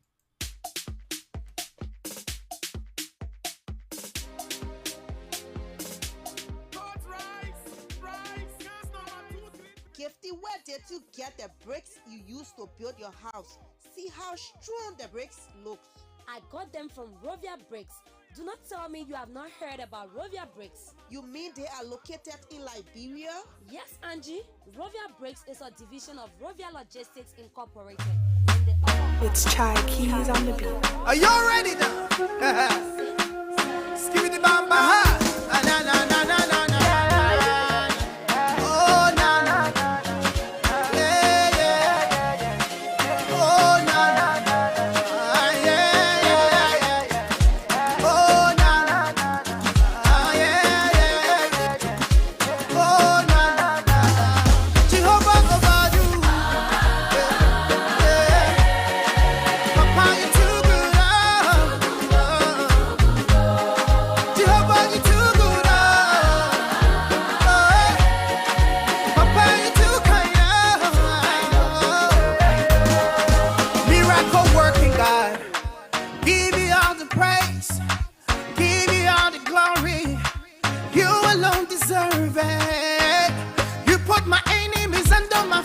Because I have you, I face no defeat. Higher and higher, I give you the praise and I give you the honor because you're the king.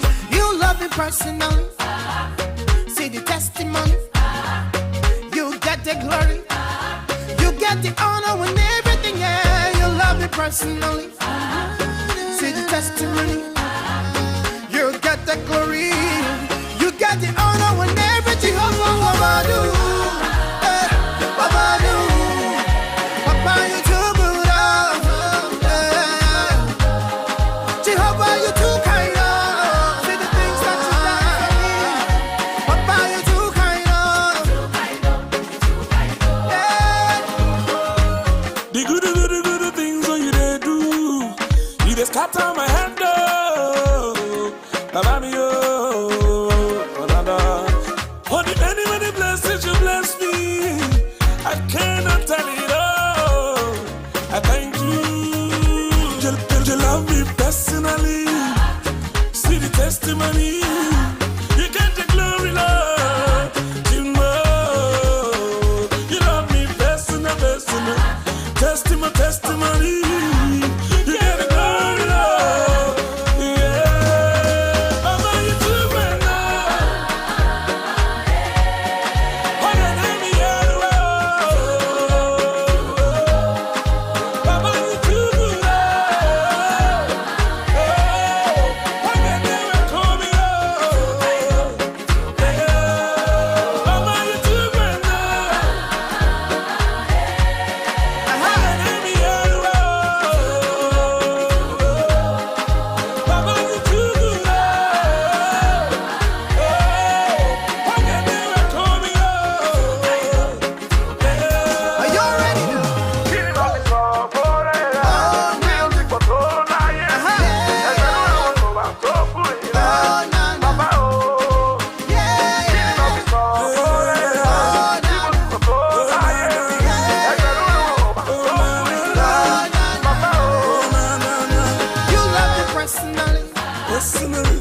testimony.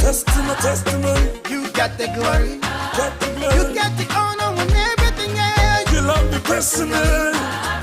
You love me personally. You got the glory, Lord. Hey, hey. Yeah, Obadu. Hey, Obadu. Jehovah Obadu. Yeah, yeah, yeah, yeah. Jehovah Obadu. Papa, you too kind of. You too good, you too good. Jehovah Obadu. The blessings of our day. Jehovah Obadu. The mercies of our good. Jehovah, you too kind of. Yeah. Papa, you too kind of. You too kind of.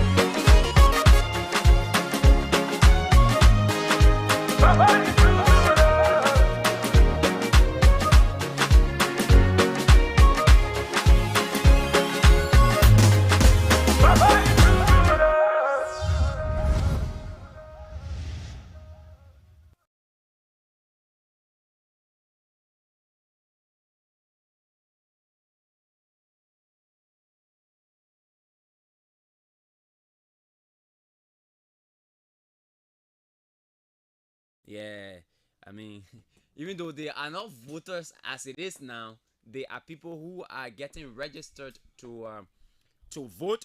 But Representative Koga has been accused by people in his district, in his county specifically, that he has been trucking people. But for him, he does not consider that as trucking. He has considered that as aiding his people to make their way to various centers. Good morning, Representative Koga. It's nice having you on the program this morning. Yeah, good morning. How are you? I'm doing good. Now, there's this publication that we've seen in the Front Page Africa newspaper regarding allegations levied against you that you've been trucking people to get to your district to register. How true is this information, first of all? What constitutes trucking? Will you please make it clear to me? So in your mind, what is trucking?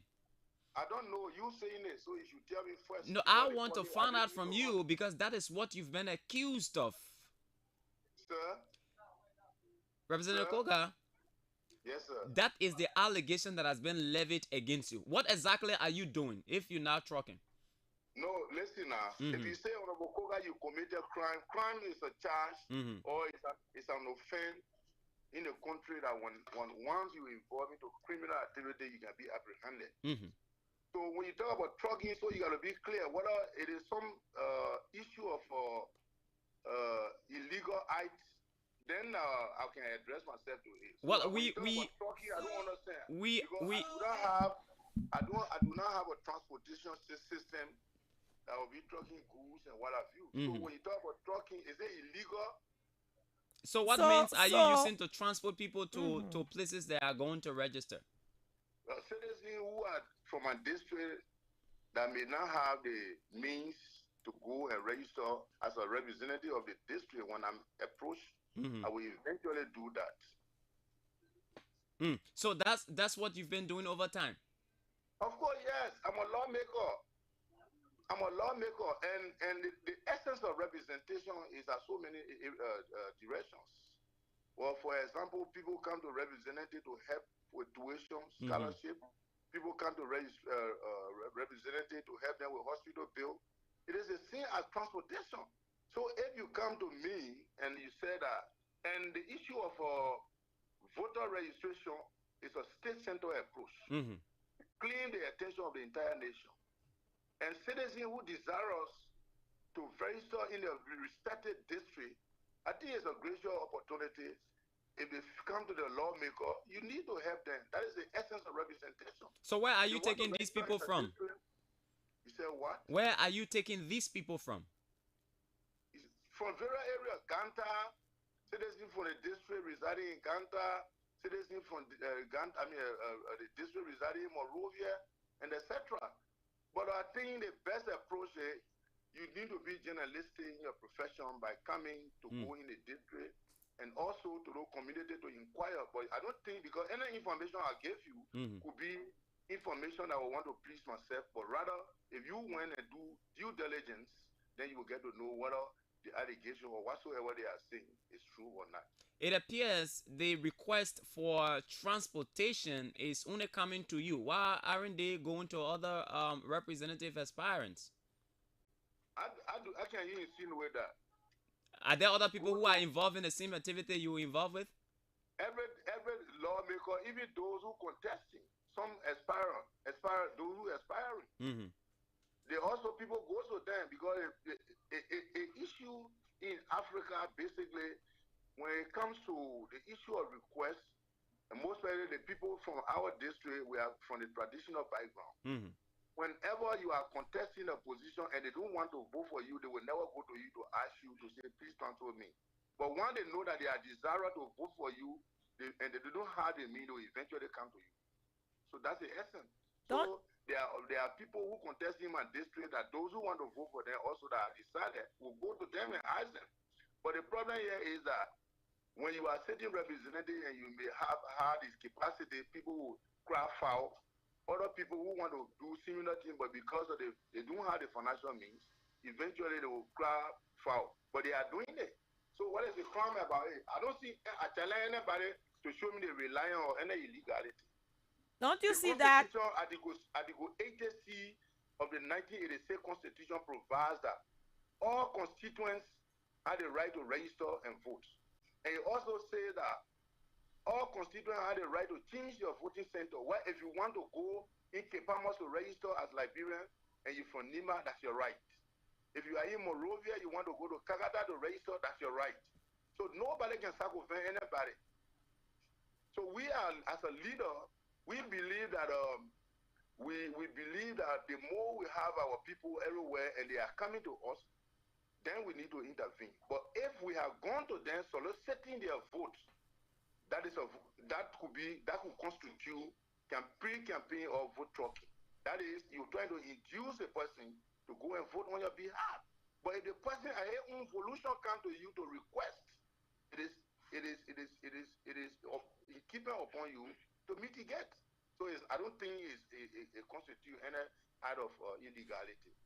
So we looking at the issue of it being pay-to-play situation, and in terms of inducement, like you talk about, those people are coming. But how sure are you that they are from your district in terms of those who are coming? How can you that question? I think you need to answer the question, because in the first place, if one comes to you to approach you, they will first of all introduce themselves. So it is incumbent upon you to know. Look, history can state it. There are a lot of people that even came to me from different tribes asking me that, they say you carry people in your district. When you carry us, you can give us some money. I say, look, let me tell you something. As a leader, any leader who engages in such practice, you are cursed. Any leader who vows position, your position is not sanctioned by God. It's demonic. And I will never engage myself into that. As I speak to you, I'm surrounded by a multitude of constituents from my district, right in at my premises in Ganta, listening under my voice. You understand? You are on speaker, and they are here. Even if you want to greet them, they will respond to you, so that you will understand that we are not afraid. We are Liberian. We are not going to be intimidated by anybody. But we had our constitutional right to represent our people. If these people actually support you, why don't they pay their own way to do the registration instead of coming to you? Don't you see that as a form of, inducement? Look, let me tell you something. Man proposed, God disposed. In the first place, do we have the equal capacity when it comes to life? No. So there are others, even who took their own vehicle, motorbikes, and went in the district to register on our behalf. But those who are incapacitated are the students who hail from the district that residing in Monrovia, the university students, and in Ganta, Banga, and all those places. They are not financially potent. Eventually, they will come for financial aid. So in that direction, should we say no? We can't do that. It's inhumane. Okay. Thank you so much, Representative Koga, and we appreciate you taking our call this morning. You are welcome, and as I said, I will first of all like to invite you at some of the places that our citizens are converging, at my residence in Monrovia, at my residence in Ganta, and other places in Liberia that people are gathering to go in the district and register. Look, the tendency what Liberians got that they say when you came from a different community to go in different community to vote, if this is partial to people, I don't think it makes sense. You understand? It don't make sense. In the first place, even if people came from Kepamas to go in my district to register, when I'm elected, any law that I promulgated will be effectuated all over the nation. The people of Maryland, Lofa will be considered under that same law. So what is the difference? The only personal benefit that will be there is my personal salary. If I wish to give it to anybody. But the law that I will be making, I'm not only making it for my district. So the kind of naivety where people believe that, oh, when a group of people go in your district, they will vote against the will of the people. It's not true. It's not true. Well, your district has a part to play as well. I come in, sir. The crafter of the Constitution, they were far-sighted. Owing to the fact that Liberia people are the same calm based on traditional norms and value and the same cultural background. They felt that it would have been somehow endocentric, where somebody will say because they person from their place, it should not be to their place. The other person, their culture is more important than their friend. And they realized that, for example, a government had an opportunity to create job opportunity for people in employment. You will see people coming from Lofa to be assigned in Butuo. You will see people from Butuo be assigned in Kolaun. You will see people from Maryland assigned in Grand Cape Mount Bowater. These people are all citizens. So are you telling me that the man who from Maryland County that is just working, but he's a domicile of Maryland County, but he's working based on government assignment in local. So when he vote there, is that vote trucking? Those kind of a thing, when you're saying it, you should have an understanding. I challenge the National Election Commission to come out with a reliance that will constitute a vote trucking. The ombudsman the law that we pass, in order for it to be effectuated, they instruct that there should be an ombudsman appointed. That commission would have been the commission by which whosoever that is dissatisfied will go through to complain, and the ombudsman has not been set. So how will you come out with a law that is not in full? So all these things, they are issues that we all need to see as Liberians. But basically, people who are weak in every capacity that want to contest, they will be crying foul because they don't have the means, and people don't go to them. And African, most of them, for the people from our district in Bayan, are proud set of people. When they're not voting for you, they will never go to your heart to say, please transfer me. They're not ingrate, they're not ungrateful. They will tell you clearly that we're not going to that man because we're not carrying it. The man that will carry order is the man that we decide, the man we're going to is the man who want him to carry us to vote. And eventually they will go, and whatsoever, they don't get time. Some people from Grand Jida, as I speak to you, calling me, they got their motorbikes. They only need gas to go in my district. So does that constitute? Why are these people gravitating towards? Why are these people gravitating towards you? But when in the first place you are one of those who should be calling the president to establish the ombudsman, and they've not even done that. He's not even done that yet, and you've been quiet. So is that what constitutes vote trucking? No. You expanding the conversation now. You are expanding the conversation. Yeah. Article 3 of the Liberia 1986 Constitution talk about separation, 3 branches of government. You got the legislature, you got the executive, and you got the judiciary. It is incumbent upon the legislature to promulgate laws.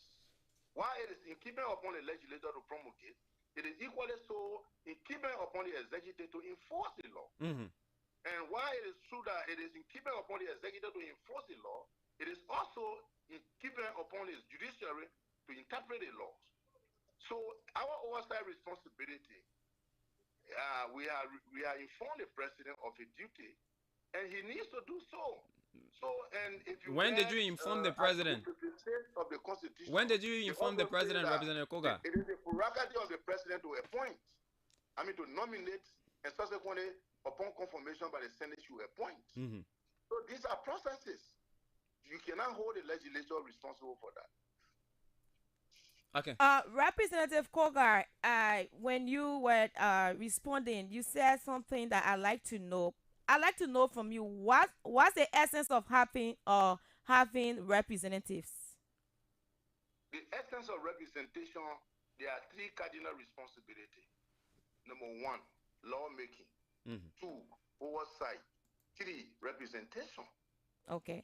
And the representative aspect is where the people are stranded and they are coming to you that we want you to do XYZ. You got to represent them at that level. So I asked you because you said that taking people to another area, it doesn't necessarily mean that the laws you are going to make will benefit the people of your district. And if it was so, we would have, remained with senators not electing representatives. So the representatives are intended to affect in terms of making impact in their district. And you are saying by carrying people to a district doesn't mean that the laws that you will make, those benefits will only benefit your district. Well, I think you listened to me and listened very well, but you did not retain what I said. I did. I reiterate. No, listen to me. I reiterate. I said that even if people from different parts of Liberia go in a specific constituency to vote, people had a perception to say it had an average effect on the district because the people from different areas are electing the person. Then I said that those information are weak.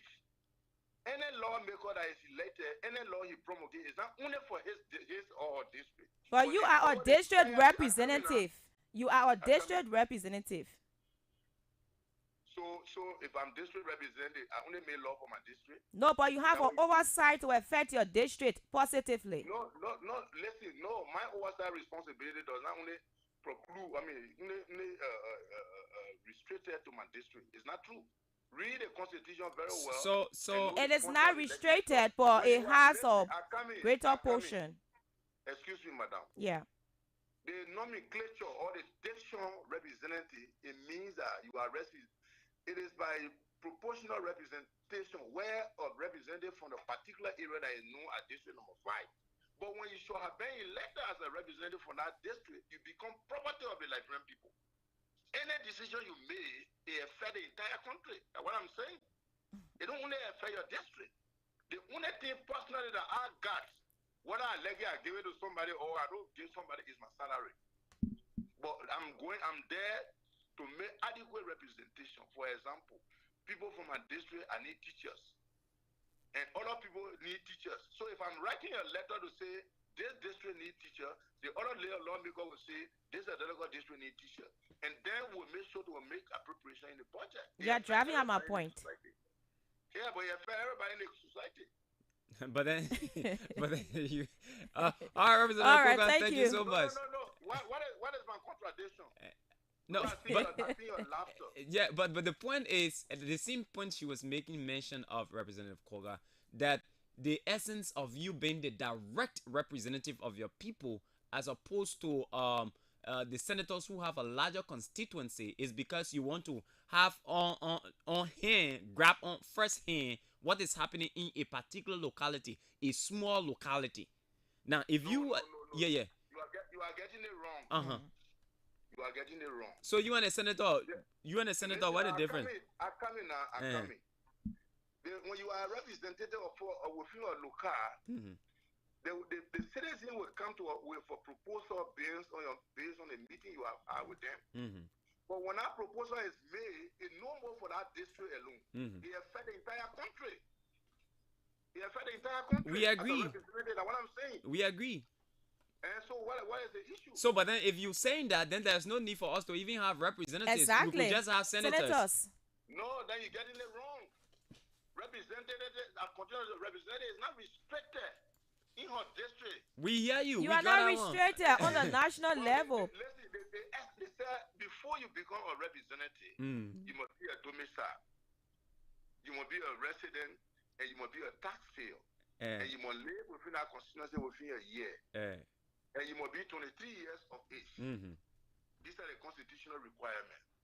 When you are qualified to be done without requirement, you can be elected within our locality based on that qualification. But equally so, upon being elected, you become property of the state. So why do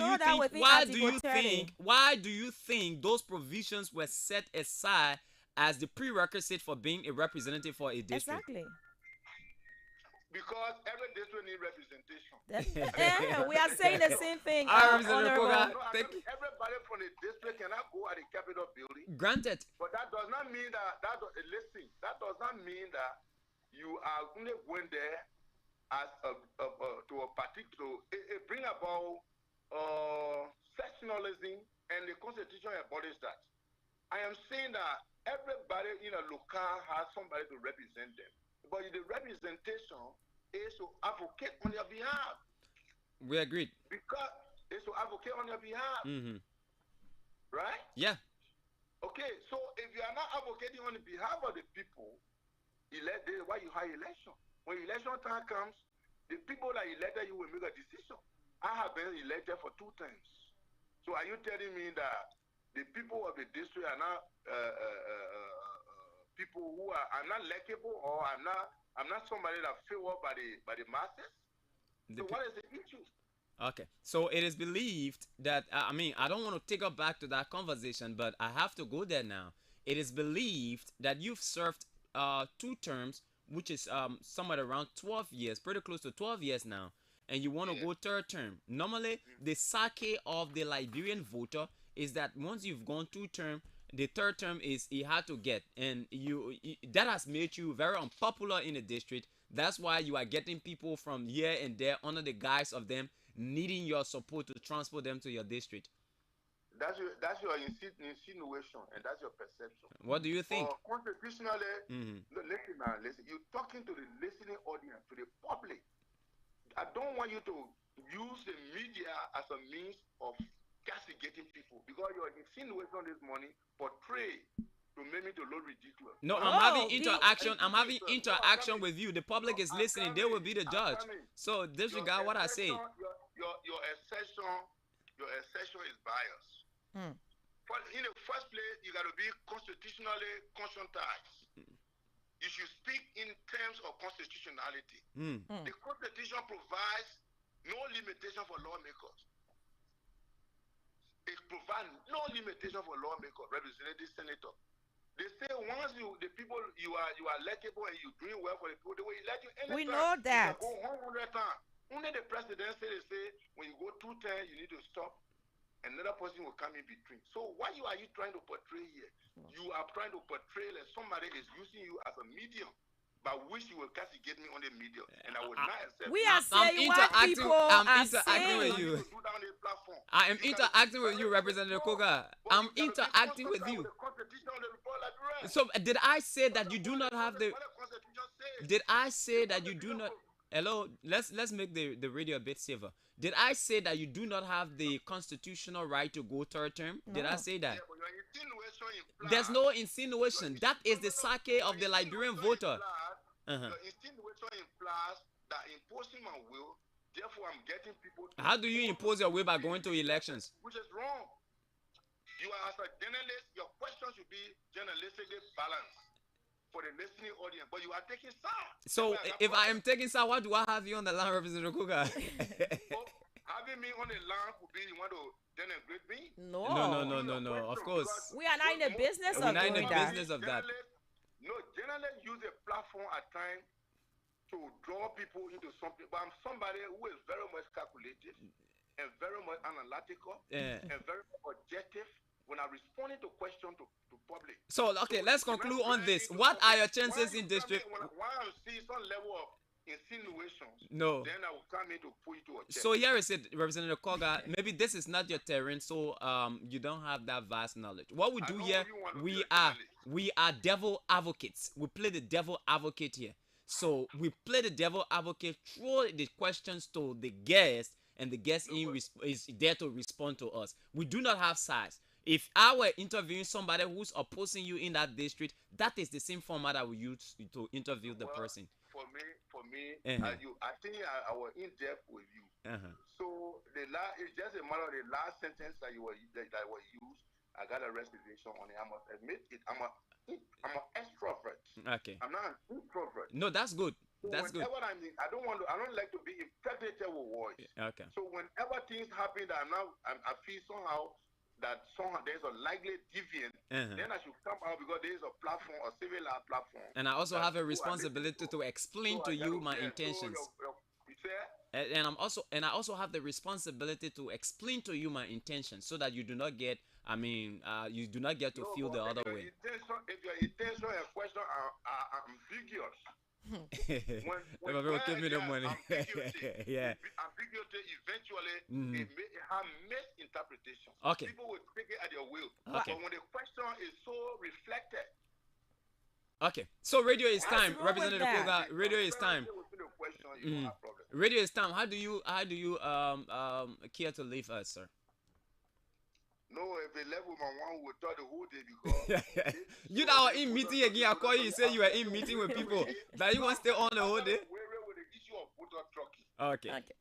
Yeah, it's people who are looking at a lazy argument. And like Samuel Koga opponent, Samuel Koga may not have the opportunity, and if he's not likable, people not coming around to say, "Why you carry us?" So Samuel Koga will say, "Oh, the other man over there, he paying people to go." But it seems like I know this will get you angry again. But it seems like Samuel Koga is not likable because he's going in Grand Jide, he's going in Montserrado, taking people as far as Montserrado to take them to Nimba County. If he's likable, the people of Nimba who reside in Nimba County, District 5, will support him. Why is he going all around looking for people? You see that now? You see the kind of question you ask. You making a complete decision. You're not asking. So it's your responsibility to provide clarity, sir. No. I will give information to the public. Good. But it is not based on your question. It's not even a question. Oh. Why? Position clear. Question by definition is a tough, provoking statement that demand answer, which I'm prepared. But the issue for you to have said that because I'm unpopular, I'm going from county to county to get people, it's wrong. Okay. It is believed. In those various countries are calling upon me. That one you get constituent in all the counties, Representative Koga.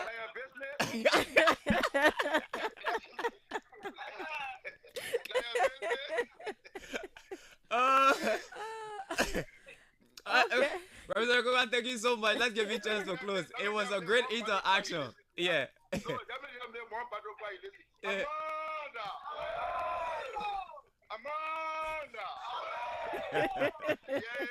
I hear it, and the phone I came from Monrovia. I want you to be clear now. So these people are not people that are paying to go from me, but they are people that came at their own solution. They are people from my district who believe in my leadership that have come to go. Thank you so much, Representative Koga. We appreciate your time on the line this morning, and we hope we have more of these interactions. I appreciate so dearly. Thank you very well. God bless you. Thank you. All right. He's Representative Samuel Koga of Nimba County District 5. I mean, that is the me laugh the money. I mean, now your business. But yeah, there's the thing, Denise. I am a representative for District 6, for example. Yeah. And I have all of those who are supposed to vote me right in the district. I mean, do I have to go out? Do I have to go to Grand Jide, go to Cape Mount, go to Bomi? I mean, he's trying to intellectualize the situation. But the reality is, most of these aspirants, and it's not only with the lawmakers, most of these aspirants, this is what they do in order to get people on their side. And we've said this time without number. Like, look, you must allow the people who reside in the district to make their decision. Sure. And the essence of us having direct representatives is because The senators, they have a larger constituency, the entire county. Yeah. The representatives, they have districts, which is a bit more smaller than the entire county. The essence of them us having these representatives is because we want those representatives to know exactly what is obtaining in those smaller districts. Exactly. So a representative, we have 17 districts in Montserrat County, for example. If from districts 1 to 17, the lawmakers are aware of what's happening in Montserrat County, when they go to this meeting with the legislative caucus, they are able to inform the senator of what is obtaining in all of these counties without the senator even going to those districts. Yeah. So that's the point. So if you are in charge of your district, there will be no point in you going to the other county. What you going to tell your friend and people from there? What you going to tell them? So he was trying to defend his action. Yes, and but for clearly people have said, you don't affecting my dish. The crafters of the Constitution are aware of that. They are aware that the decision that you make at the legislature covers the entire country. Yet they opted for us to have a representative. Yes, that was a reason, and that reason is to ensure that you have your hands on deck on what's obtaining in a small part of the county that you control. So Representative. So I even want to ask you, why is it they take a district development fund if it's not affecting your district? Then let the fund be across the country and government just do whatever they want to do. So yeah, that is it. Let's go back to the phone line 0777-105-100 05-105-100. This is the Morning Breeze on ABC Radio 105.1, and this is where we talk the real issues that matter and things others dare not see. We go beyond, and we say them right here. Good morning. Good morning. This is Emmanuel T. Dogoli calling from Monrovia. Let's hear you, my brother. Yes, I'm listening to you accusing Honorable Koga of talking this morning, which of course we were not believing that because Montserrat and other countries were given their time and duration to the registration. And we as constituents from our district number 5 in Lima, we decided to wait and go to Lima because we believe in our representative, we believe in what he's doing for us. So it is not considered as talking. Okay. If there was voter registration process going on in Monrovia and at the same time people living for here going to Buya, I think we can accuse the man. Okay. So now the process is sitting. All right. If you're not forced, no one, people sat down waiting to go. What about Grand G that are you taking people from too? No, you can't tell me Grand G that people from Buya are not there. Okay. So how do we draw a line between those who are from District 5 Nima County and those who are permanent representative? I mean, residents of the district of Grand G there. Yeah, hello. Yes. Yeah, I said he's for us here. He is doing almost half of our life expenditure. So how can we not believe in him? Okay. We have to make decisions for our people. Thank you, my dear brother. Thank you, bro. So thank you too. I don't want to accuse him for that. Okay, I did not accuse him. People from his district are accusing him. I only afforded him the opportunity to clear his name on those allegations. Good morning. Good morning, my brothers and friends. This is Ambassador. The ambassador, good morning. Welcome. Yeah, let's hear you. Veterans. That means they're classified today as veterans of the Let me tell this to you. I will hear myself making my way in Lima to go register in District 2. It's simple. We only want development, population development in district. Because in terms of development, the current populations, when you will see the populations will be large in a district or in a county, there was development and good. These are the strategies we need to. That's why I'm on a Rokoga. I'm in Moravia, I'm residing in Moravia, I'm on horses here. So I'm still going to Lima, and I'm a property in Lima. That's different. You making your way. Okay, you making your way. You're not being trucked. We are saying in terms of what development, in terms of allocations of development. That's what we are saying. So I'm saying my own way to go Lima. As I tell you, okay, thank you. Okay, thank you so much, the ambassador. Let's take another person here. Good morning. Good morning, Fidel, and good morning to our sister, Denise. Yeah, good morning, David. David, you are raising a call for pension. That's disappointed in Honorable Koga this morning. Our whole challenging the NEC. The NEC is a toothless bulldog. That is why our election policy is not running the form and manner. Indeed, Honorable Koga is involved in law tells you, say you should take people from one place to another to go register. We understand that anything that law that banning people to not take people from one place to another. Or equally so, you got no right to take people from one town to the other place to go register. You got no right. I'm disappointed on Bukoga this morning. On Bukoga, David E. Harris said you involved in a church, put your truck and you should stop. Okay. Thank you. All right. They may already declare you like one thing you own, David. Good morning. Good morning. Good Good morning, my brother. Yeah, thank you. My name is Mr. Arthur Cole and I call you from FBA. Mm-hmm. So, my brother, it is very saddening in this country. You agree with me, you and the sister in studio, you're laughing with it because you know. Look, it is very saddening that people are not honest in this country. These are the kind of people that we have, we're calling them leaders. Look at what the man is telling you, that your business, if I should do this, can you hear that? The utterance of a leader on a peculiar issue that journalists are trying to ask you for you to explain to the public, to take cue of what is ongoing. Come on. Now, those who are saying, oh, our country, we're going there on our own, we will not deny the fact that one or two persons decide to go. But most of the people have been struck for little or nothing. Right in my community, my brother, I'm telling you, you see women and men, you see people who are soliciting money to go and register to vote for people. As I speak to you, they are taking people's voter cards and taking their numbers. Can you imagine what Liberians are doing? We haven't come to any realization to understand the political governance and the politics in our country. Okay. You understand? Okay, thank you so much, my brother. Let's let you go. Let's take another person here. Good morning. Good morning. Yes, sir. Okay, I'm Jay Manuel Empire. I call from my street, I don't know. You using your earpiece. You coming in buffering. I mean, yep. You getting me now? Yeah, go ahead. All right. Actually, you asked a question. It said, what is the difference between the people that are living in my country and those that are taking from Monserrato? If I'm in Monserrato, I'm not Madian. I enter Nima, I'm trucked by Electricity Kennedy Nima. They take me to an area called Gorton, which I do not even know a place. If I'm not a citizen of that place, I get there, I'll be a strange person because Nima, almost all of the countries have family connection. So if you get in Nima, there's an area when you're looking for the same family. You can find it in 5 different places within Nima. Yeah, even the Gonga family or Congo family.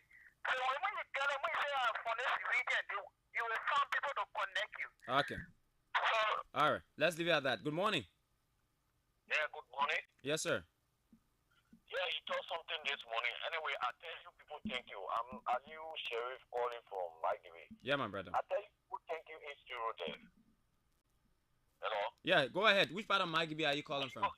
You people said something important this morning, but you have to open the line later for to talk on the concerning about they gave you the job.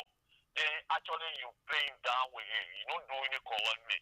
And nobody to speak against it. It was something fine. I beg you. After the program, it suggested that we open line for it. We want to speak against that. Okay. Thank you. Thank you. Calls are coming in. I don't know why. For some reason, they are dropping on us this morning. Good morning. Good morning, Peter. It's Fabian from FBC. Yes, Fabian. Peter, you guys are I don't understand. If you do better on your issue or your country, why would you tell people? If you do better, I think the people that are waiting at the Oracle they will go to that issue or country to go and register instead of you people in car or whatever. So people are getting that is wrong. You know, this reason why most of our electric are problem.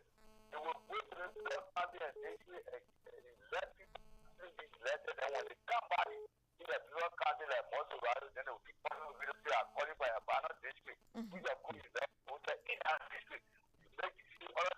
Okay, you're coming in broken. We have to leave it at that. Thank you so much, my brother. 0777 105 100 0555 105 100. Good morning. Yeah, good morning. Good morning, sir.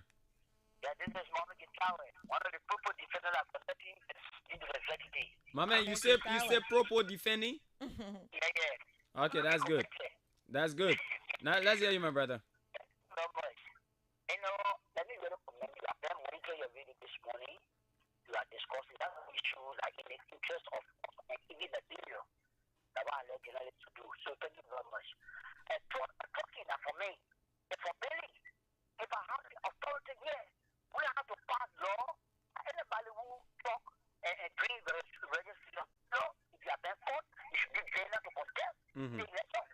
Because as a representative, you are going to represent in or country. But if you're not doing one thing, you just say because you get late money to go talk people and go across halfway that district, where after the election you will never see somebody representative. You see? You don't want them like you are representative when they go to a position they are not there, right? After can do it, this is 17. After he finished, after all the opportunity, he will came out to be a senator. Okay. Can you imagine? This kind of man, and for me, I don't talk. I want great democracy to what district. I registered for our country. But we have family members and friends and people in our country, we can vote and direct them who to vote for. The best candidate for our democracy is to talk people is very wrong.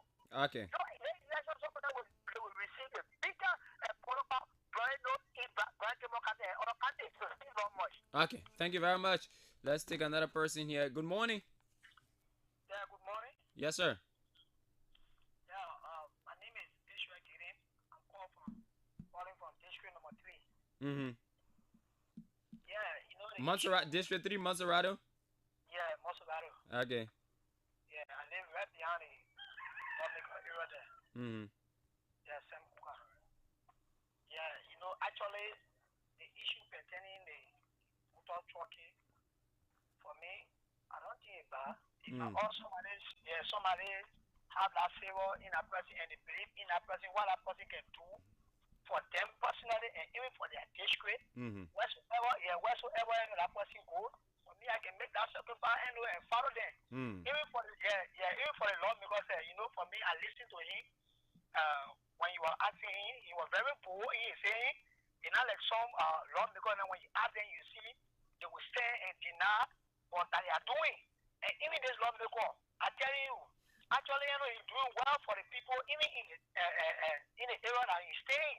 Okay. He's doing well. He's doing well for the people. In the morning, in the afternoon, you can see people there. They come up there and he come up. With what they want him for him to do for them. Okay, which district you know him from? Hello? Hello? Which county is he from? I know you're gonna go.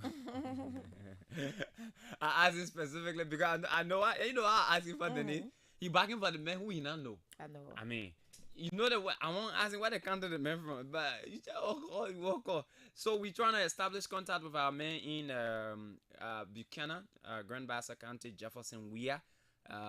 We want to know exactly what's happening. I'm told the president has arrived in Grand Bassa County. He's arrived in Buchanan as we speak right now.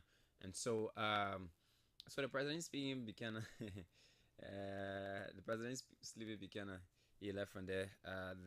Left from Monrovia this morning for Buchanan. No, it's today they are convening. Yeah. Today they start. Okay. So.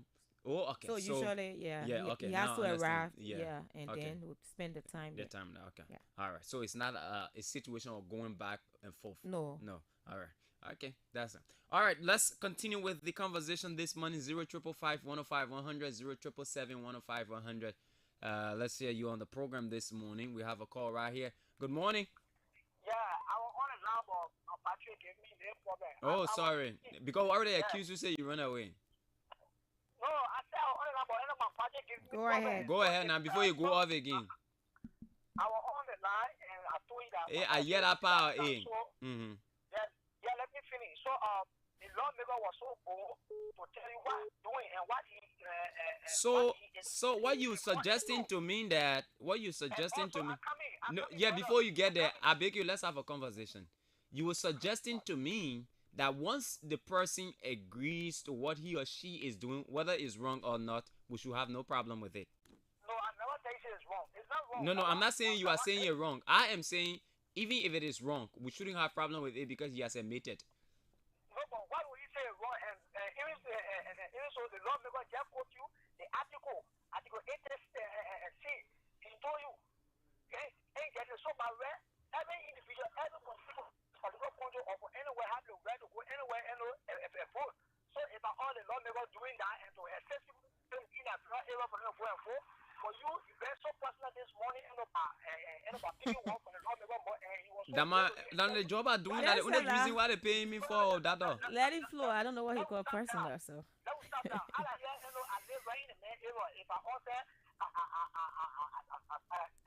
want to go and vote for him, I will go there and vote for him. Okay. We should expect that.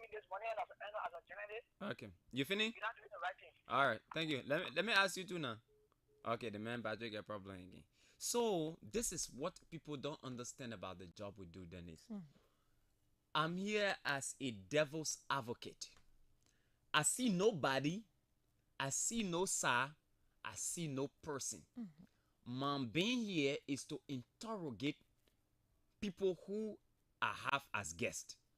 In doing so, I have to employ all of the strategies that are available to me. Exactly. So my strategy that I are using, you not know because you're not trained in it. So sometimes it seems like personal attack. But anything I can do to get information from you, in my training, the school I go to, I spend plenty of years going to school. But that's the essence. You have to ask the tough questions. Ask questions. Yeah. Yeah. That's the reason. I ain't even tough more than Denise said. Morning. Hello, how are you? Good morning, sir. Yes, I'm A. Sylvester P. calling from GSA Road. Let's hear you, my brother. The son from Niba County. All right. What I want to say about with the Niba people, you know, I live more over here, but I get my mom, my papa, my relative, everybody in Niba County. And in the where I get my property, I'm a lawyer to that district. So anytime election comes, I can go there and vote to make sure to choose a representative that will develop that district. So with the Niba going home, that's our culture, that what we can do. But the wrong is that we taking different tracks. Different tracks, we for Niba County, talking their carrying up order, that is wrong. But with the Nibania, wherever we live, even when it comes to census, we can go there. For different areas, we can go there and vote. At least so we can make sure we get a good leader to develop our county.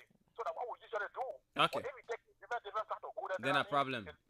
Yeah, then a serious problem. But when it comes to Nibania going home, we always do it from different ends. Thank you, my brother. So to make sure to take a lawyer, how they call a representative that will develop our district. Thank you. Thank you, my brother. Okay. Thank you very much. We have our man Jefferson. We are from Buchanan, Grand Bassa County at the special meeting of SOEs and ministries and agencies. Okay, let's take our man Jeff. Good morning, Jeff. Good morning, Peter, and good morning, Dennis. Let me say good morning to everybody back home. Okay, tell us, how is the atmosphere like in Buchanan City this morning? Okay, so today, as a matter of fact, is a special retreat. It is a cabinet retreat. The governor of Liberia decided today that they will come here in Grand Bassa County. All government officials, specifically cabinet ministers, they will come here for a retreat today.